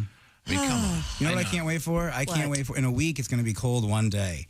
And I'm going to kind of change my style a little bit. And the next morning, I'm going to wear jeans and a flannel. And I will walk outside, and it'll be 97 degrees still. Yep. That fool's fall that happens. Yeah, it already happened. Happened last week, didn't it, for you one day? Yeah, a little bit. It was nice and cold. It was nice. Because it was like, whoa, this was kind of nice. And then right back to the shorts. I have an interesting email. Oh. We'll be the judge. Dear all. I expect nothing less. We got to prove it to Kristi. Dear all, paren, I'm not going to say dear idiots. Okay, well, we appreciate that. I just wanted to say that listening to your radio show every morning makes me so happy. Oh, good. You all are awesome, and if I have to rate this show, I'll give 100 stars if I could. Oh. Love Chick McGee, adore Josh. He is my favorite. Pat have unique voice, which is very sexy. Kristi Lee, Tom, Willie are wonderful too. One thing, though, I don't understand, the joke of the day. The meaning of the joke may be too complicated for me since English is my fifth language. Wow. Oh. I am from a different country and our humor different. I live in the state of Pennsylvania, but I am from Eastern Europe. Perhaps I will get used to Ace someday with his joke of the day. Mm-hmm. You all have a wonderful day. That's from Alma. And that's true. Jokes are the toughest thing to get in a foreign language. Well, that would make sense. That's always fascinating to me when, like, American comics go overseas to different countries and how they sell out. But. Well, that's because they're typically playing American clubs. Yeah. There's an American Expats. English-speaking club in Paris or whatever. But yeah, and obviously they'll have to make certain adjustments. And they're also interesting things when musicians. You ask your musician buddies about playing in Japan. Because the crowd just sits there. The crowd just sits there and it's very respectful and it's a whole different ballgame. But that, of course, reminds me. Who's that sexy man with a deep voice? Ace Cosby, here he is with his joke of the day. One day, going back to the bathroom. One day, the toothbrush had had enough. Oh. He exclaims, "I quit. I have the filthiest job in the world." And the roll of toilet paper replied, "Are you sure?" That was Ace Cosby's joke of the day. Yeah, things are talking in the bathroom. Yeah. Yes. It's like a Toy Story thing. I'm not even in Eastern Europe and I don't get it. Thank you very much. Kristi Lee has retained her position at the news desk. We should report, by the way, if you've been listening all morning, when we got here this morning, there were notices all over the building that there was no water. Correct. And the toilets were all not working. They have been fixed. Yeah. And I told Kristi you could go home. Right. Because we didn't want you to have to hang out in the back like we did and pee off the porch, which I do anyways every day. Yeah, sure do. But you chose to stay here. Thank you. Yeah, you're welcome. And I was very lucky because just about the time I was about to leave and go over to Willie's and use the bathroom. You guys can't go to my place. That's where my stuff is. All right. Or at Starbucks. I got cool T-shirts. Magically, the water came back on. Don't hang out on your couch. It's my stinky couch. Thank you very much, Ace. Actually, leather, isn't it? It's like it's not leather. I got to get a new couch. It's got a Willie-shaped hole where I lay down every day. And now people come over, they're leaning when they sit on it. If you need a new couch, Chick has a whole collection. Did you see me over here looking down at my monitor? Minding your own business. Minding my own business. Hoping that he wouldn't. You know, those days are long. Yeah, and I have all the couches that Kelly said were too ugly for you to own anymore. They're in my garage. I'll go grab one. There you go. Oh, really? I need to take a look at some of those because I need a new couch. If you guys want, I mean, it's like Goodwill over at my place with all Tom's old stuff. It's a lot of fun. I've tried this. I said kitchen table, and you said nothing. No, there's couches, there's kitchen tables. Do you have a rectangular one? Sure, we got everything. We all the memories that the family wants to forget. Everything must show. Did you hear that at one point I moved from what is now Sam's house to the other place I lived, and Haywood Banks referred to it as Tom Pay. Is it like Pompeii? Because we just left everything there. Oh, in Sam's house. It's much easier. Yes. Yeah. So. Well, yeah. You just buy all new. If we could all do that, it'd be great. Well, you know. Work hard. You know. Yeah, great. Yeah. Did a good job. There you go. What do you got over there, Kristi? Police are requesting new measures to stop sexual activity on tombstones. We just have to make a law. It's everywhere. According to the BBC, the one overseas, Not the Ace. Suffolk police say there that the area has what police? Suffolk. I heard sofa. Did you hear sofa? Suffolk? Sofa. Well, we're the sofa police. Get off that couch. The Suffolk police say that the area has high levels of crime and antisocial behavior, including people using raised tombstones for drug and alcohol use as well as sexual activity. That seems to be quite social to me. Yeah, very. It almost sounds like a party. Offered suggestions for the planning committee to design out crime, like creating enclosures or small railings for individual tombstones. You know, that's not going to stop anybody. I mean, isn't a slang term for a cemetery the boneyard? Yes, but I don't think they mean you can bone somebody. Yeah, the way to do it, there is a way to keep people from going into cemeteries. Is that right? Install speakers, hidden speakers, and when people would enter the graveyard, all of a sudden, zombie noises. Oh, that'd be cool, actually. Terrifying. That would work. Sounds like people digging from the inside. I love going through cemeteries. They're fascinating. Do you ever do that? Like when you're in a foreign city or... I have gone to like so-called famous cemeteries, yeah. Which ones? Like where Jim Morrison's buried or something? I've been there. Salem, Massachusetts has some of the country's oldest. Cool. So I've done those. And then some in London. Did you talk to the people? No, I haven't spoken to any of them. I mean, do you look down at the ground and say, "How's it going?" I've done that on a personal level, but I haven't done that in. Shame you don't have an iPhone, even though you've been dead for 300 years. Yeah, they would have loved it, wouldn't they? Would you be upset?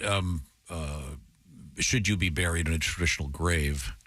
Would you be upset if you thought people were making love on top of you? No, I don't care. I'm dead. What do I care? Making love on top of you. Have you ever done it in a grave?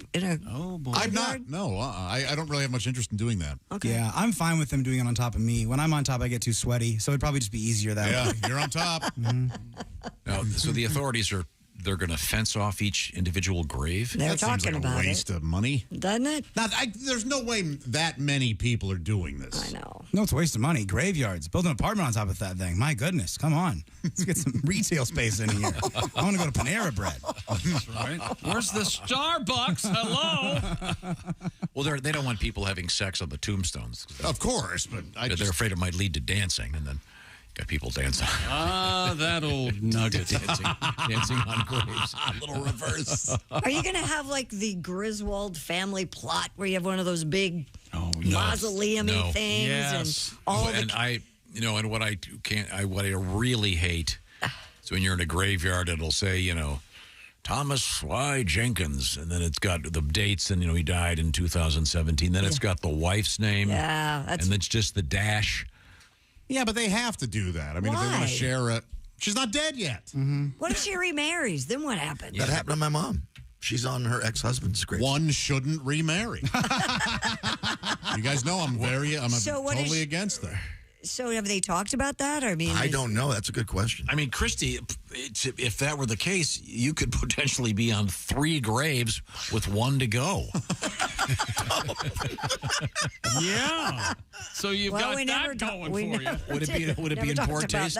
Would it be in poor taste to be in the same graveyard, or could you just have one in each, and they could divvy up your ashes? Maybe I could just have my own little plot for all my ex-husbands. So, Pat, what were you saying now? My mom was married to a fellow who passed away, and her name is on the tombstone. Passed away, poisoned.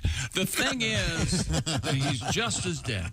And has the discussion of what will happen, and God forbid your mother should pass, but well, she will eventually. What with her new fella? I don't know if they've had that discussion, but it should be a big one. Yeah, that'll be awkward. Yeah. Your mom has a new fella? Yeah, she's been married a long time. This is the way I find out.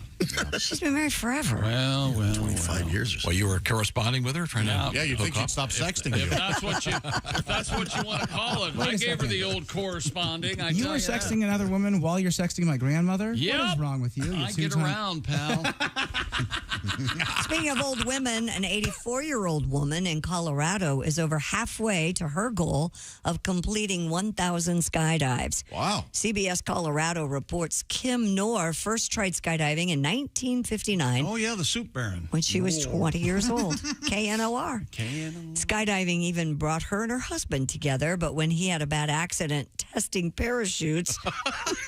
Boy, that's a gig. Wait, they don't test them on the ground? Honey, I walked by the bakery, and they had in the front window, now hiring. So I ripped off one of the things. What do you think? Nope, I like testing parachutes. I can't get life insurance. Good God. Nor vowed that after that accident, she would no longer skydive. It took her 37 years to start skydiving again, and now with 600 jumps under her belt, she hopes to complete 1,000 in her lifetime. This parachute testing's the worst gig I've had since testing those bulletproof vests. The octogenarian said, quote, anytime life gets too difficult or too sad, just go make a jump and everything's good. Okay. All right. Good for this lady. Hope she makes it. Well, I mean, you to mean 1,000. To 1,000. Oh, okay, I thought 1,000 jumps. Okay. Not 1,000 years. Testing parachutes. That's it's the really story. something. I mean, isn't it pretty much a binary situation? It's either Couldn't you put anything in there? It's like either it works yes, or it doesn't. or no. I mean, I guess there might be an in between where you've got a streamer and you crawl out of the mud with 40 broken bones. Yeah, it's like sometimes like a test, it'll be like yes or no, and they'll give you a small place for the other answer. There's got to be a lot of lines for that other answer. There's a lot of explaining to do. It's my clavicle. The crepe paper one doesn't work. Burlap one too hard. Man, that could have ended well. Who thought cement would work? Look, he said there's no bad ideas in a brainstorm, okay? They don't really go into detail about what kind of accident her husband had. I'm looking it up. We'll be back if I 6 find it. birds tied to my hat doesn't work. Tom and That's Jerry just at work. ridiculous. Right now, it's time to check in with Chick McGee, knowing that the That's rest right. of the day he's going to be at the compound, Yep. chilling, curled up in the fetal position, reading about the NFL with my chunky sweater and the air conditioner cranked down to 63, making believe it's not August, it's September, Winter? maybe November. Colder? Thank you. Yes, that's exactly, Just trying to help. that's exactly right. And thank you. We got the clock ticking. Let's get Simply going. Safe, the do-it-yourself, design-it-yourself home security system, and they got something new. It's called 24/7 LiveGuard protection to help stop crime in real time. Simply Safe professional agents can actually see, speak to, and deter intruders in your home through Smart Alarm wireless indoor camera. 24/7 LiveGuard protection made possible by that indoor camera, available with Fast Protect monitoring plan. And it's the only camera that could trigger the alarm and instantly deter intruders with a built-in siren and advanced motion detection, plus Vision AI. The Smart Alarm indoor camera can sense the difference between potential intruders and pets to reduce false alarms. And right now, Bob and Tom Show listeners, listen up. We got you a deal. Get a special 20% off any Simply Safe system when you sign up for a free month trial of Fast Protect monitoring. It's a special offer for a limited time only. Just visit simplysafetom.com. That's simplysafetom.com. Remember, there's no safe like Simply Safe. Thank you very much, Simply Safe. Read the reviews. Unbelievable. They are so, so good. When we come back, it's a little bit of history for you. This is the Bob and Tom Show. Thanks for listening to the Bob.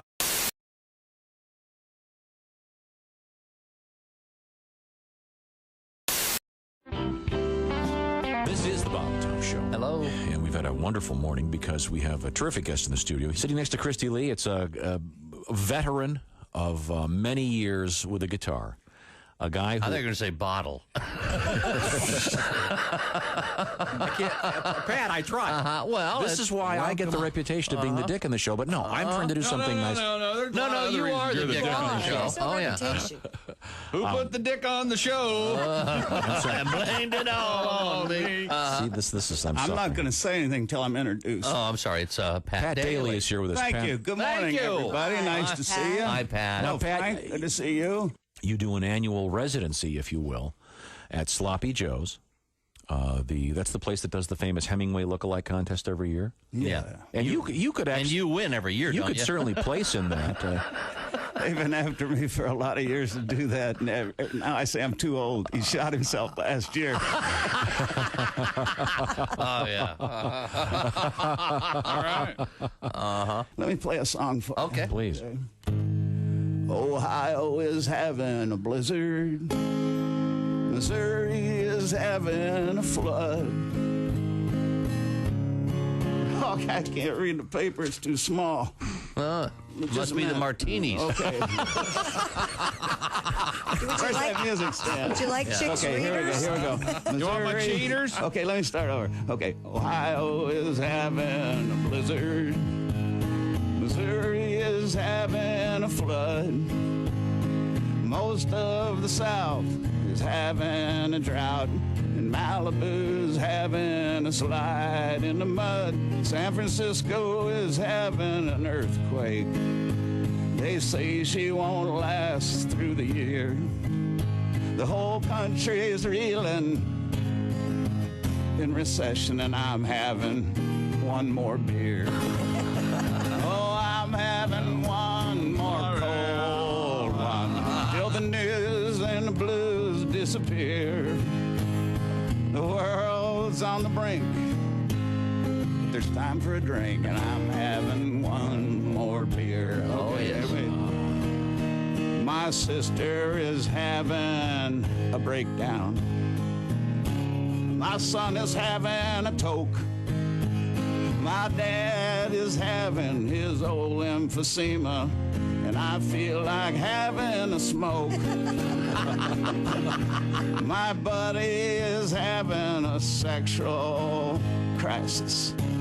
He's smiling at me kind of queer. Uh-oh.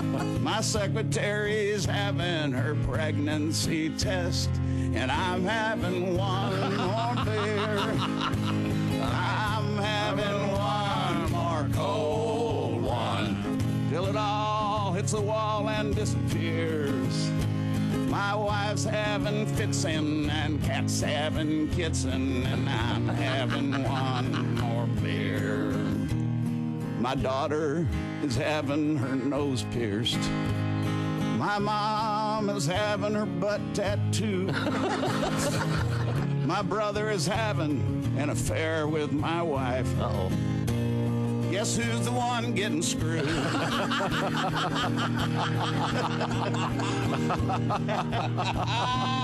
So if you're having heart palpitations about the way things are heading around here, just give that waitress a pat and tell her that I'm having one more beer. Yeah. Geez, I'm going to have to practice that one. Oh, I love that song.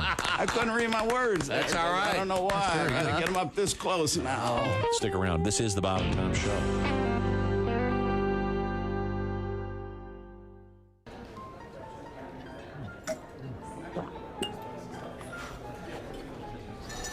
You took my breath away from the moment I first saw you. Will you marry me, Dolly? She said yes! She said yes! It's not a real person. It's not a real diamond. Real, natural, earthborn diamond. For your real love, from a real jeweler you can trust. Steven Singer Jewelers.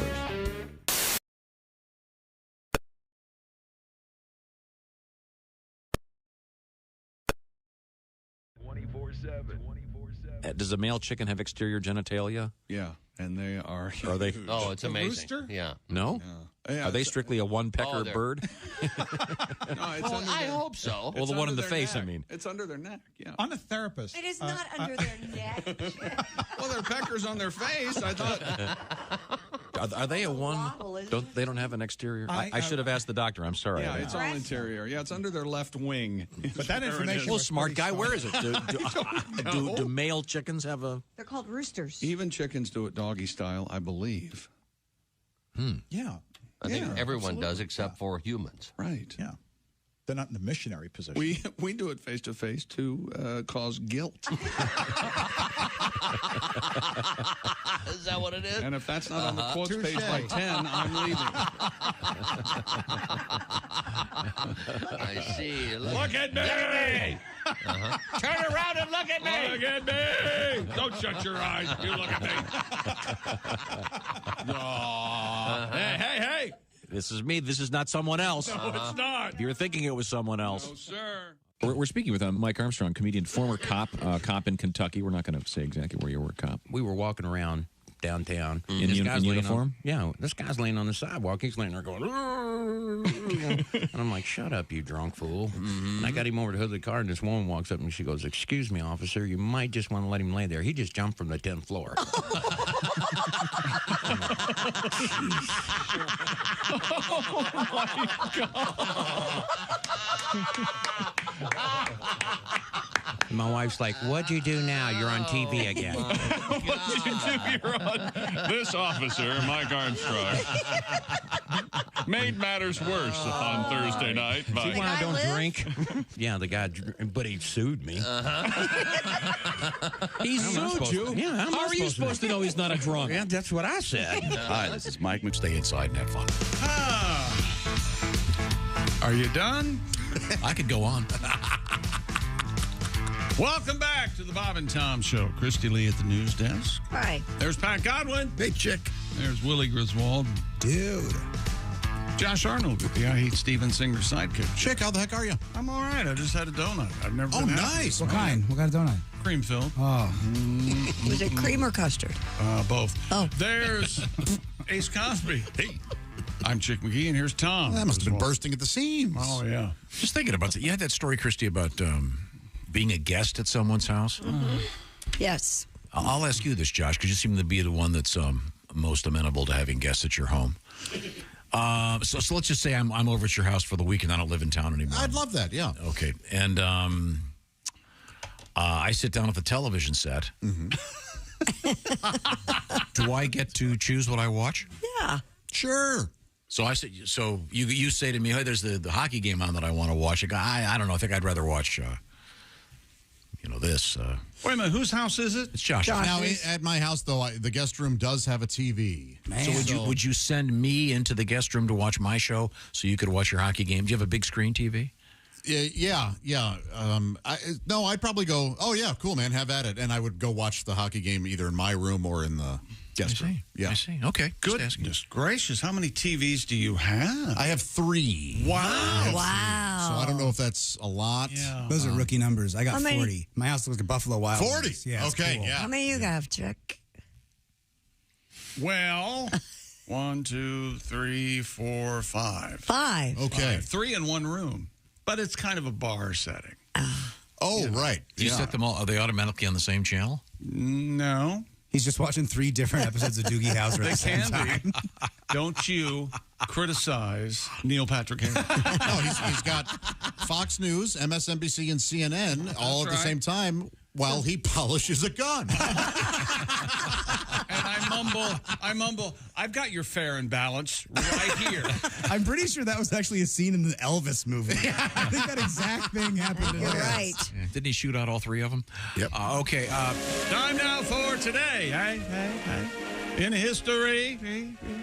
And August 24th. We have an audio bonus for today in history. Oh, really? It is the birthday of a good friend of the show, comedian Dana Gould. He was born on this date in 1964. We better hurry up. And he has something to say about that, and here it is. I was born on August 24th, 1964, which is 9 months and 2 days after the Kennedy assassination. Ooh. Wow. Which tells you all you need to know about how my father processes grief.